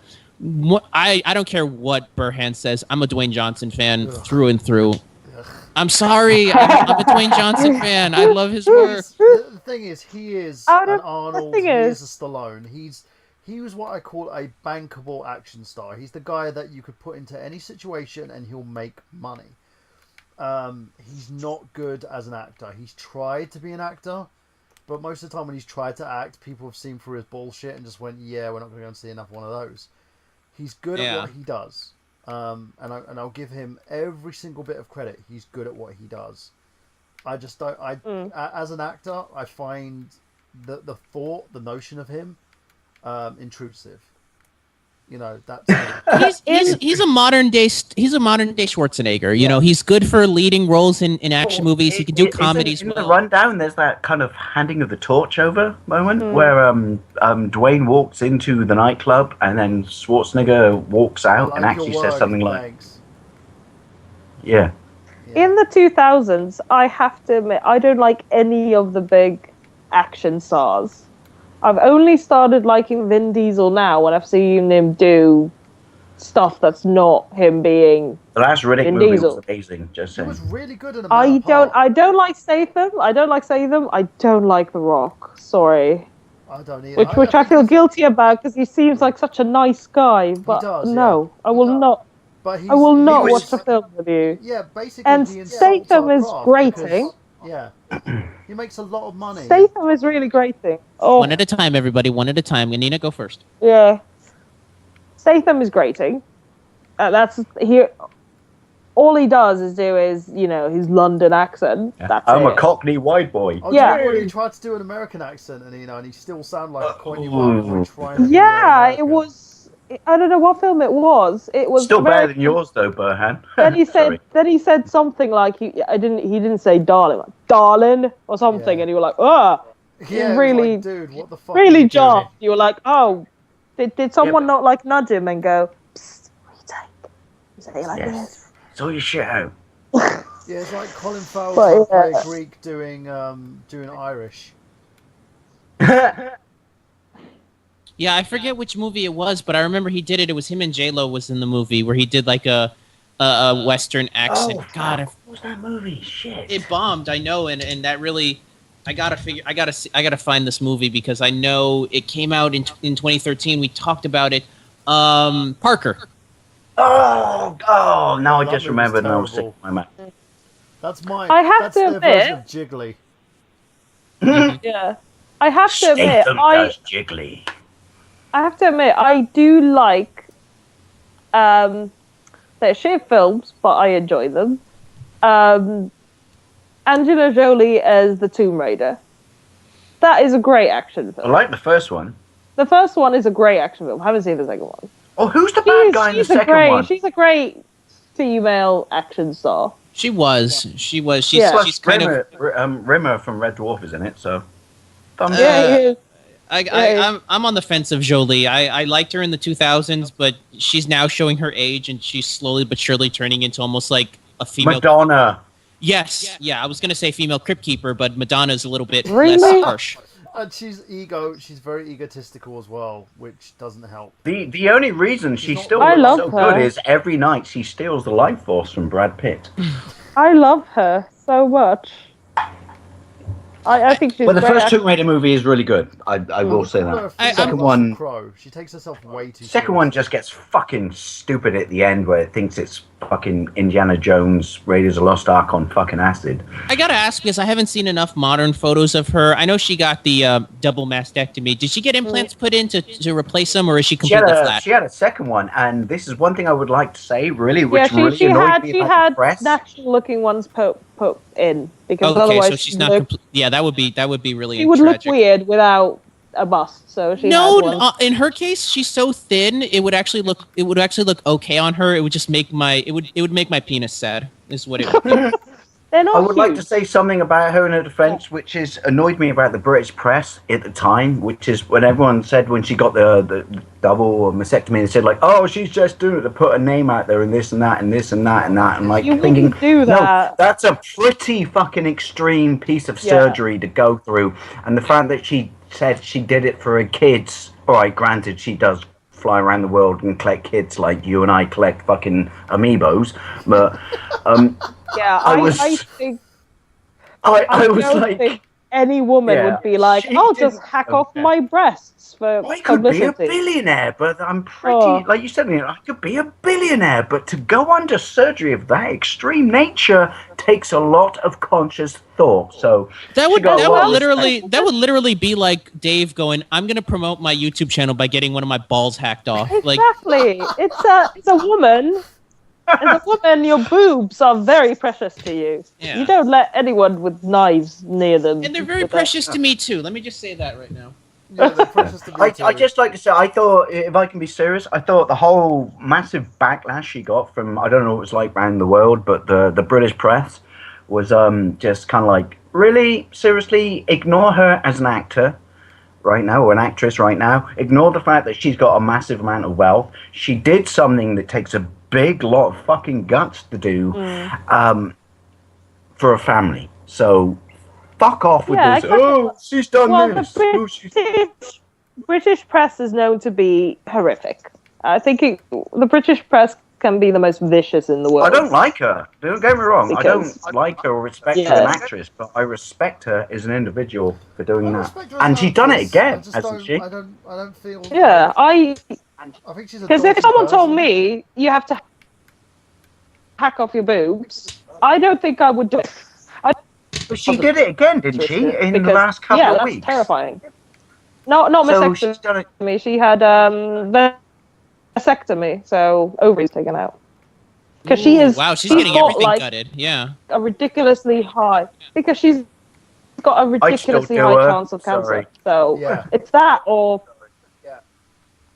or you are gonna get cancer. So Yeah. Well, Yeah. like I said, she's aging better for her age than Madonna is. So if I had a choice, Madonna needs to fuck off. She's not relevant anymore. Madonna's and a she lot gets on older. bloody Madonna's a tits. lot older than She Angelina just Jolie. sucks the life force out of people Can on we her not talk about stage Madonna? live I saw a shows. video with her and Drake, and she kissed him. I was gonna, I was Yeah. gonna say, did they show the part afterwards where he turned into ashes, like at the end of Last Crusade? If you pause it halfway through, you can clearly see his soul leaving his mouth. Yeah. Do you know what made me laugh She about chose. that? Oh, He chose oh, wrong. Yeah, the look on his face. This is why he looked Madonna like- still looks good. The look on his face though looked like he kissed an ashtray. It was like Madonna touched me. Yeah. When did Madonna touch you? There in my mouth. It was. Ugh. She's another one that's just ugh. I mean, when I was a kid back in the 90s, I was like, yeah, I would. She was Nowadays, right there. I look at She her was and I'm just relevant then. thinking, why is that zombie walking around on stage touching people? Dave Oh, Way, I why feel did you bad shoot for her Madonna now. in the forehead? Well, I'm not going to lie, Annina, police she is officer. I literally thought the she was one of the affirmation undead. Walking Dead. She looks like Yeah. one of those zombies, just like walking around, All right. singing like a virgin. All right, we're going off topic, but yeah, I want to talk about production a little bit for the 90s, because not 90s, 2000s, because yeah, this was very much the overproduced era. It was almost like they were like, well, we want to do like the Hong Kong style, but we want to fake it. So how do we fake it? Let's do a lot of quick cuts. And so it basically became, especially thanks to the success of The Transporter, which completely, The Replacement Killers. I know that's the 90s, but that was Hollywood's first attempt to try and do Hong Kong cinema. Wasn't that Chow Yun-fat? Yeah, he was in it with Mark Wahlberg, but it was just, you watched it and just went, yeah, this is not working. This is really clunky and shite. Yeah, this is like I said, this was the quick cut era where they were trying to ape the Japanese style, the Asian style, but they were doing it, instead of doing smooth cuts during the films, they were like, let's just shoot everything from different angles and just cut it together in editing, Fuck trying to tell a story with our fighting. Let's just make it look really edgy and quick cuts, like bam, bam, bam, bam, bam. And it was really annoying, and I'm glad that to an extent it seems like they're getting away from that more with modern movies. If I had to say one thing that bugs me about movies now in the 2010s, we're really seeing a lack of leads. The guy, it seems like every other week they're trying to push some new young, hot, beefcake actor into the leading man role, and it's just not working. Yeah. Whether it be Sam Worthington, whether it be Kellen Lutz, whether it be Jai Courtney, whether it be I think it's a little bit too early for Tom Hardy. I got to see Fury Road when it comes out, but they're seemingly pushing him into that action movie role. We'll see how it goes. Who would you say right now could be a good leading action hero on the level of maybe for older people a Stallone, or for modern people a Statham? Like, who do you see being in action movies right now that you see can take up that mantle? We'll start with you, Burhan. At the moment? Yeah. The thing is, I'm the wrong type of guy to kind of direct an action movie, and I'll tell you that for a fact.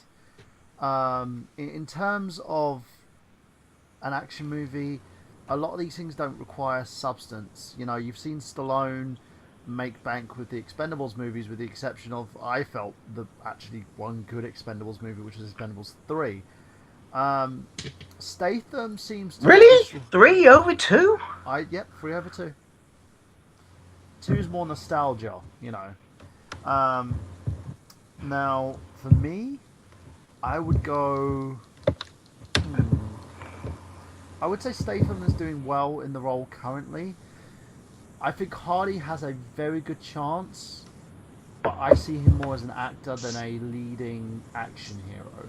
Dwayne Johnson, I think he's got another good 2-3 years in him as a bankable action star. We still, to me, again, what about, what's the guy's name who's doing Thor? Chris Hemsworth? Oh, the Aussie bloke. Yeah, I think he could be a good action star. I don't see him as a credible actor as much as... I know he's done a couple of good movies under his belt as well. Dude, if you watch him in Rush, he's a really solid actor in that. Hemsworth can be one of those guys that if you give him the right director, he could probably act. Like, he has the potential, kind of like Stallone. Stallone has potential if you put... Yeah, if he was in a Ron Howard movie, was fucking amazing. I've heard he's not that bad in Black Hat. That was the Michael Mann film. I've heard that movie's terrible, but I've heard he's good in it. But like Stallone, if you give him a good enough actor, I think you get a good enough director, I think you could get a solid performance out of him. He's got potential. I wonder though if he wants to do action, because I'm hearing that he doesn't like to be pigeonholed, especially in the Thor character. He might be one of those guys that might try to do stuff that isn't really action related, with the exception of obviously the Huntsman movies, which I know they're doing. From what I've heard, they're doing a sequel. But I gotta still watch that. I'm not going to judge. I still got to watch it. What was that? As well. Just echoing Burhan's at the Huntsman film. Yeah, I gotta watch it. I saw half of it and I liked it so far. I gotta rewatch that movie. But yeah, for me, I would probably... I don't know if he could be a bankable action hero, but from the action movies I've seen, I'm a big fan of his, and that's Karl Urban. He really won me over with Dredd. I know he was in a mask, but his presence... Yeah, he could be a guy that could really, really, I think he's an underrated action hero, and I want to see his show Almost Human, the one that they had for like a season on Fox. I heard that wasn't a bad show. It's just, like I said, Fox has to sacrifice 20 good shows before they can get one mega hit. So we got to see how that goes with that. They do the same as NBC. NBC tend to, if they see a show on the bubble and when they're not promoting it right and they don't know how to promote it, they kind of leave it in limbo and then end up fucking the show. Constantine, sorry. Yeah, and that's kind of the problem, and for me, I would like more than anything to see Carl Urban be in that league, because Carl Urban is one of those guys who's on the cusp, but he hasn't hit the nail yet, and it's annoying because he's so good. Out of any actor that I've seen, he's perfection at mimicking characters and becoming them. He's an amazing character actor and someone that I think could transcend like action and like kind of story-driven drama and movies. He could do it all. The problem being, he's not given that opportunity because Dredd didn't bomb. It was a niche movie, and I keep saying this to people because Dredd bombed. Dredd's an amazing movie. Yeah, it didn't bomb. It was a niche movie. They released this movie in 3D only. That's limited, so it wasn't released in 2D cinemas. It was too British a concept for the rest of the world to understand. Yeah, secondly, because even though it's very Americanized, Judge Dredd is so British. Secondly, it was released on limited release as well, and the producer behind it, I forgot what the guy's name is, was saying that he wants to have The Rock. No, it's a bird, isn't it? No. The main producer behind it is the guy who did the Power Rangers thing. The one where Saban got really offended by it. I'm gonna pull up his name real quick. He's got his own YouTube channel. The one who did Dirty Laundry, Punisher. Yeah, this is. Are you talking about Alex Garland? No, the other one. He part financed it. I'm trying to figure I out. love that little short that Thomas Jane did. Yeah, I know what you're talking about because we mentioned him before.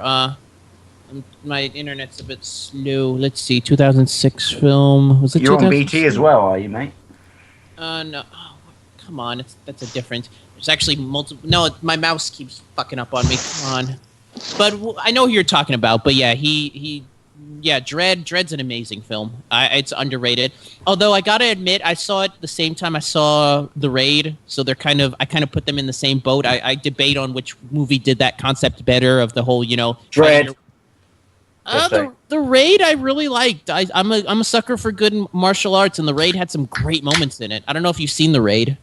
I have, but that's why I prefer Dredd, because Dredd was more visceral in the sense that it was just like, I am the law. Sorry. Oh yeah, it's a perfect adaptation of the comic book. It was just basically, I'm such a machine at what I do that it almost becomes automatic. Whereas The Raid was more organic, if that makes sense. Let's throw it over to you. Oh, okay, go ahead. No, I was saying the thing is as well, when you've got movies like that and you've got basically the production value of Dredd, it was a really good movie. It was done in comparison on actually a budget. In comparison to the amount of money they spend on action movies currently, like you're looking at 200 million that they usually spend. Dredd was done actually on probably a minuscule budget in comparison. I think it was only about. It was really, really low. Yeah, I forget what it was. I'm it's not low in consideration to the 90s and 80s, but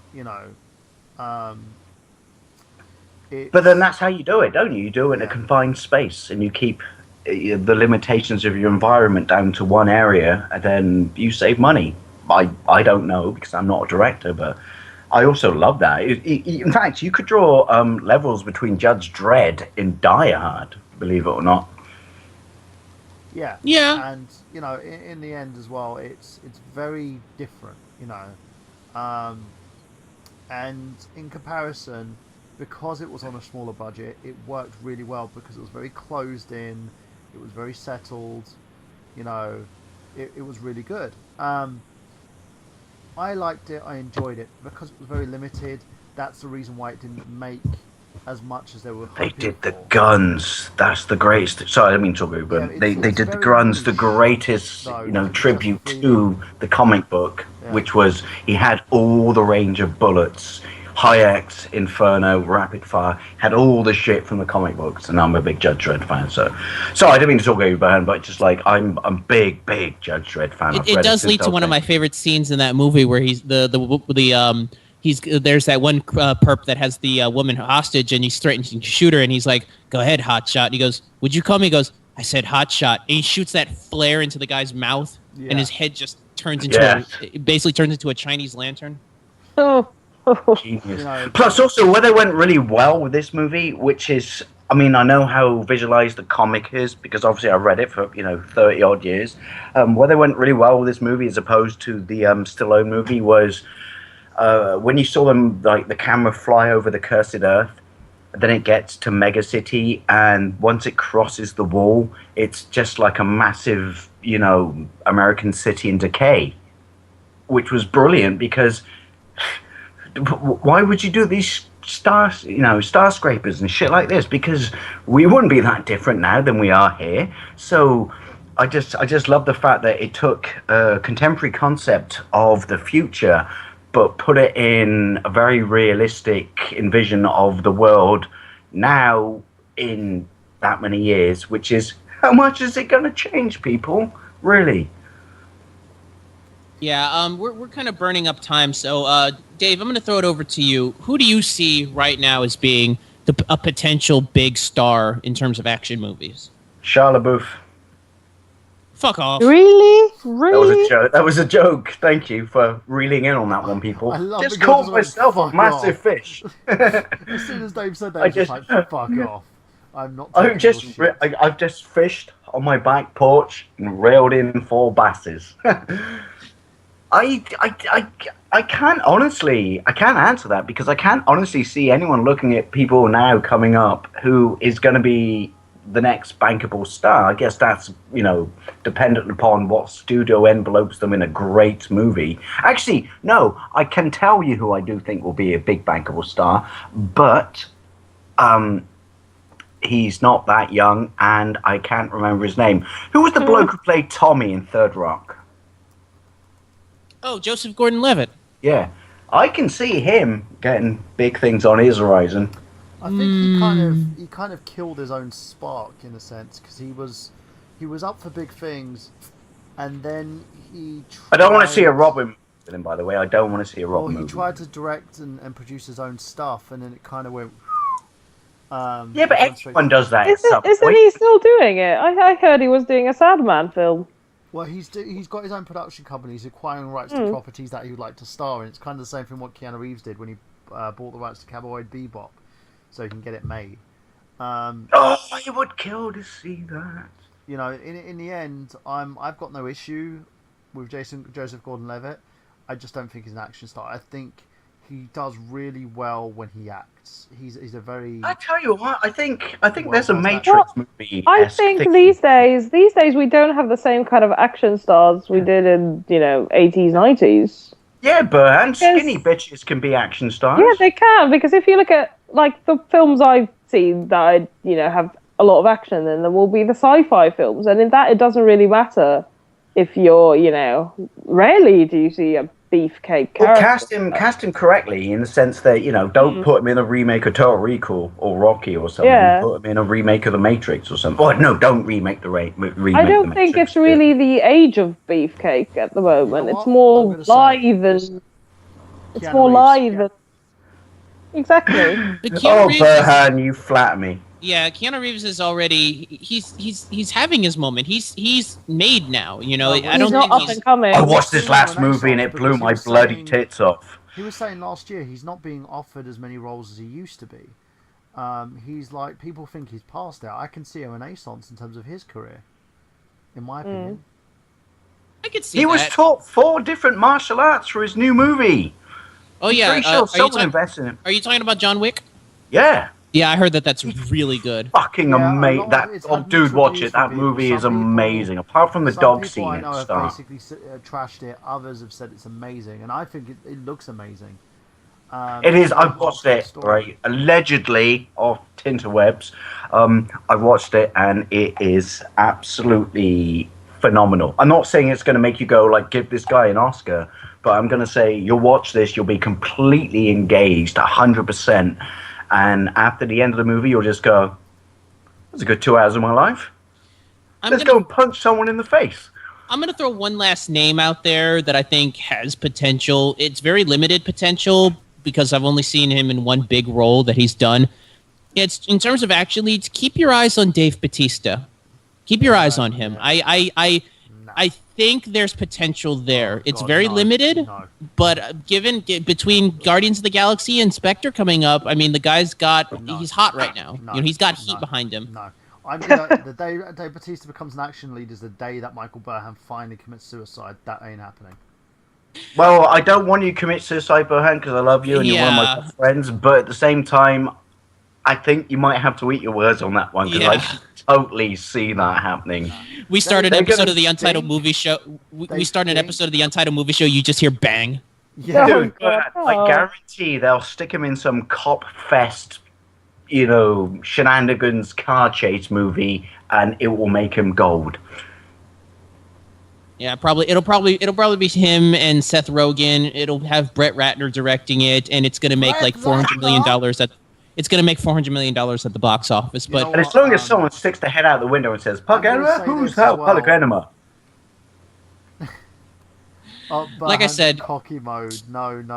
I know because I trust me. No, Burhan. Seriously, you're wrong on this one. I can really. I mean, I know you're stable where you're coming from. I really do, but I can totally see Hollywood enveloping him in a fucking $200 million budget product of goodness. Guardians 2. He's going to do well in the Guardians movies. Outside the Marvel Universe, he's going to have the same problem as everybody else. Even a great actor like Robert Downey Jr. is having problems outside of the Marvel Universe.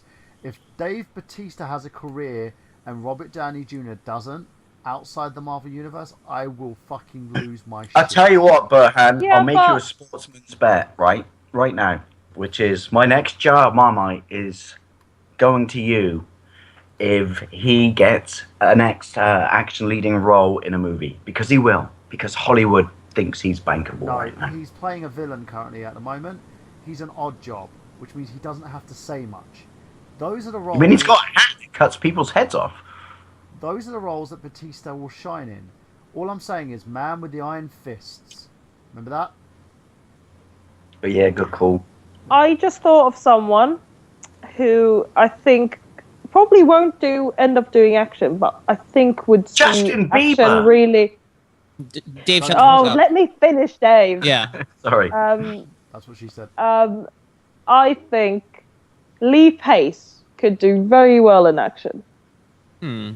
Lee Pace. Let me pull him up real quick. He was in Guardians of the Galaxy as Tattoo I can Face. see that. You know what? I can see that. Yeah. And he was Thranduil in The Hobbit. I think he could do very well. He probably won't end up doing it, but I think he could do really well in action. Well, it's hard to say because action is, like I said, we can. Well, it depends on your vehicle, doesn't it? Though, when you think about it, which is you could be the greatest actor in the world, but unless you're presented with a decent vehicle, then you're not going to do fuck all, are you? I agree. Certain people shine up heads and shoulders above the rest, like Robert Downey Jr., for instance, shined. Even though apparently Iron Man, the first movie didn't even have a script. Really? Favreau and RDJ Favreau. it. Favreau. They It's Favreau. It's Favreau because it's French. That bloke who was Monica's boyfriend in Friends is what you want to say. But yeah, it's Favreau. Okay, stop correcting me. But yeah, it is what it is. I think certain actors can shine in certain elements. I think Chris Pratt is going to be very good at playing Chris Pratt. He's going to be in the. You know what he's going to be? He's going to be in the Brendan Fraser role. Yeah. He's going to do the roles that Brendan Fraser would have done in the 90s. Yeah. And for me, I'm fine with that. But in terms of Dave Bautista, I do not see a career for him outside of the Marvel U. I'm sorry to say it, because I think at the moment he is getting certain roles where he's required to keep his mouth shut, which is great. He's kind of assuming a Bolo Young kind of scenario. If anyone actually remembers Bolo Young from the old martial arts. I do, and his real name is Yang Size. Yeah. So, you know, you war game, I war game. So, you know, that I have no issue with Batista assuming that role. I hate to use, like, with guys like him, the word actor. As an act, oh god, it makes me feel sick. As an act, oh god. As a performer, we'll say performer. Yeah. Sorry, Sports entertainer. How about that? As someone, sorry, people. Burn has allergies right now. As someone, no, it really makes me want to vomit. As someone in the field, so to speak. There we go. Okay, I think my stomach feels better now. I could see him do those types of roles. I don't see him being taken seriously. That's just me, and I do apologise to anyone who's offended by those remarks, including Dave's mum. But you know, She's in Cyprus right now, so she can't hear you. So shut up. All right. I have one really, really quick one I want to say. Go ahead, end us out. He's not a young actor, but I'll tell you who's going to be the next big fucking thing in Hollywood. The bloke from Sherlock, Benedict Cumberbatch. I can't pronounce He's it. already big. He's already He's dude. huge. Yeah, between Khan and Doctor Strange, yeah, he's Yeah, set. but if you look at his movies, he's not got that many under his belt. But I think he's going to be the next big, you know. I wouldn't say action this is- star though. He's Oh, gotta I be- can totally see him as an No, actor. I Really? agree with Annina. He's more thinking drama. man's He's actor. way more drama. No, come on. He's got He's such great great in dry action. wit. Ugh. I can see him off someone with a fucking Beretta and just say something really sly. Okay, like, let's be more specific. He's good in like a James Bondy spy thriller, a Yeah, genre He'll- picture. He would be a good No. villain as well. Trust me, Hollywood's going He to would pick be him a up good as an villain. He action would be a star. good foil for a protagonist. For Dave Yeah. Bautista. Again, right, people. Miguel, don't even joke Sportsman's about that bet shit. with everyone, which is this right now. I guarantee in the next fucking year, Hollywood will pick him up as a mainstream actor in an action movie. Telling you. All right, we'll see how it goes from there, but we're running out of time. We got to get our plugs in. Burhan, where can we find you? Certainly nowhere near Dave Bautista. YouTube.com/TheNerdGenius. Check out Xander Scullion's channel, youtube.com/Xander Scullion, for a episode that me and him have done called E-Tank. It's a pilot episode, Is it episode up? 1. You can also check out a video I edited for Megaran, his tips and tricks, youtube.com/Megaran, or you just, you know, search for him on YouTube as Megaran. So check that out. I've done 2 of those videos for him as well. Currently got another Rather British review on the way. And I'm also going to be working on getting up and running the Silent Hill Kickstarter. That should be up and running in the next 2 weeks. For reals this time. Plus, you're going to edit one of my videos I'm going to send you. Yeah, and so there you go, guys. I'm also free to freelance and edit your videos. If you want to have me edit something that you've done, like a project, because you're too busy, or you're just lazy like Angry Joe, you can do so by just giving me a contact at michaelburhan@nerdgenius.com. What I do is say it's called a Name Your Price campaign, which I'm doing currently. The Name Your Price campaign is pretty simple. All you've got to do is look at the work that I'm doing and tell me how much you want to pay me for it. That's it. It can be anything like $10, $5.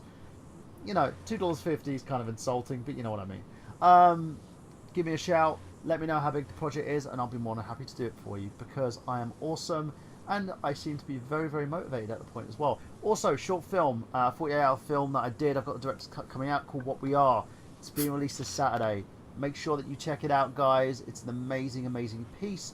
Debuted at the Cineworld Cinema over here in London, Waterloo, believe it or not. I think it was Waterloo. No, it was the Cineworld Cinema Leicester Square. One the other. But I'm doing a director's cut of it because the cut that I saw from the editor was garbage. So I'm going to basically do a new cut. Also working on a showreel for a friend of mine, Marcus Ako, and my showreel's coming as well for all my acting stints. So if you've never seen me act before, you can check out my showreel and see the projects that I've done. So yeah, thank you very much, guys, and also support the new Tash because it's awesome. Dave Wade, where can we find you? You can find me softly crying into my shirt when I scrub the blood. out of my carpet from killing the last remaining dodo. Almost post 1975, folks. It's just easier to let Bohan do my plugs. Sorry. Dave. And reasons. All right, and Annina, where can we find you? You can find me on Facebook and Twitter, and I have a website now. It's anninakaski.com. Woohoo! It's up. It's running. You can see. What's on that? My face. Huh? What's on that said website? Acting stuff. Well, it's my acting website, so it's got my face, different sides of my face. Do you know what would be the greatest career job in your life, by the way? You know what it would be? Do me a Sexy Biscuits. Seriously, Hollywood would just wake up and invoke in the glorious light. Nothing else in your career has got you over apart from a Sexy Biscuits for Dave. Yeah. Oh, shut up, Bohan. Trust me, Sexy Biscuits gets everyone noticed. Alice, to the moon. Yeah, this is how I win an Oscar by saying. I still want a Sexy Biscuits though. Sure, I'll do one for you. That's fine. That's even though I oversold myself. You're gonna go sexy. I promise to do you a Sexy Biscuits if you stop talking over my plate. But it needs to have biscuits in it. Sorry, I'll shut up now. I'm going to the corner. I'm going to the naughty step. Please, stay there. He's wearing me out. Too much. Anyway, and I'm an actor, so if you need an actor in anything, give me a show. I've done presenting as well, and I'm writing a script at the moment, so that's what's keeping me busy at the moment. And I was in I finished shooting a feature film, an indie film, so just waiting for that to be edited and to come out. So I would let you guys know when that's out. And you can find us on Twitter, twitter.com/unmovieshow for all the links to all of our episodes. Speaking of episodes, we've got the official Untitled Movie Show YouTube channel. Guys, you guys got to go on there and subscribe. I know it's hard to find, but just look up Untitled Movie Show.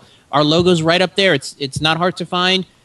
Subscribe to us. The more you subscribe, the more of a push I have to put episodes up, because it's not easy getting episodes up on the show. I just put up a new episode. It's episode 5. It was recorded in February of 2014. We talked about movie remakes. So I want to put up more episodes, but you guys got to subscribe, man. Look up the Untitled Movie Show on YouTube and subscribe to the official channel. Hopefully soon enough I can get enough money going to where I can get us a dedicated link that I could link to it.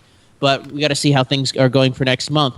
Otherwise, we have links to the page on our official Twitter page, so twitter.com/unmovieshow. Go there, find the links, subscribe to our YouTube channel. You can find us every Wednesday night here for the Untitled Movie Show live on the Retro Unlim channel, youtube.com/unlimradio. So for myself, for Michael Burhan, for Dave Wade, and for Annina Kaski, this has been the Untitled Movie Show. Take us out, Jay.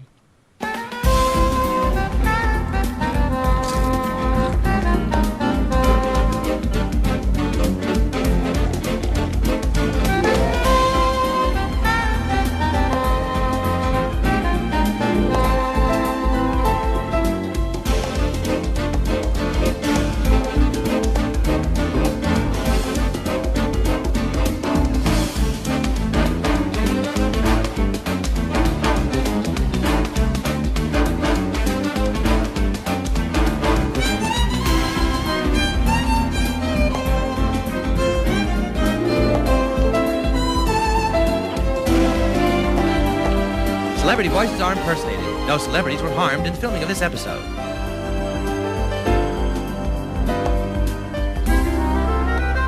Excuse me, sir. The show's over. Get away, zit face. No, just no. Dave Petit, no.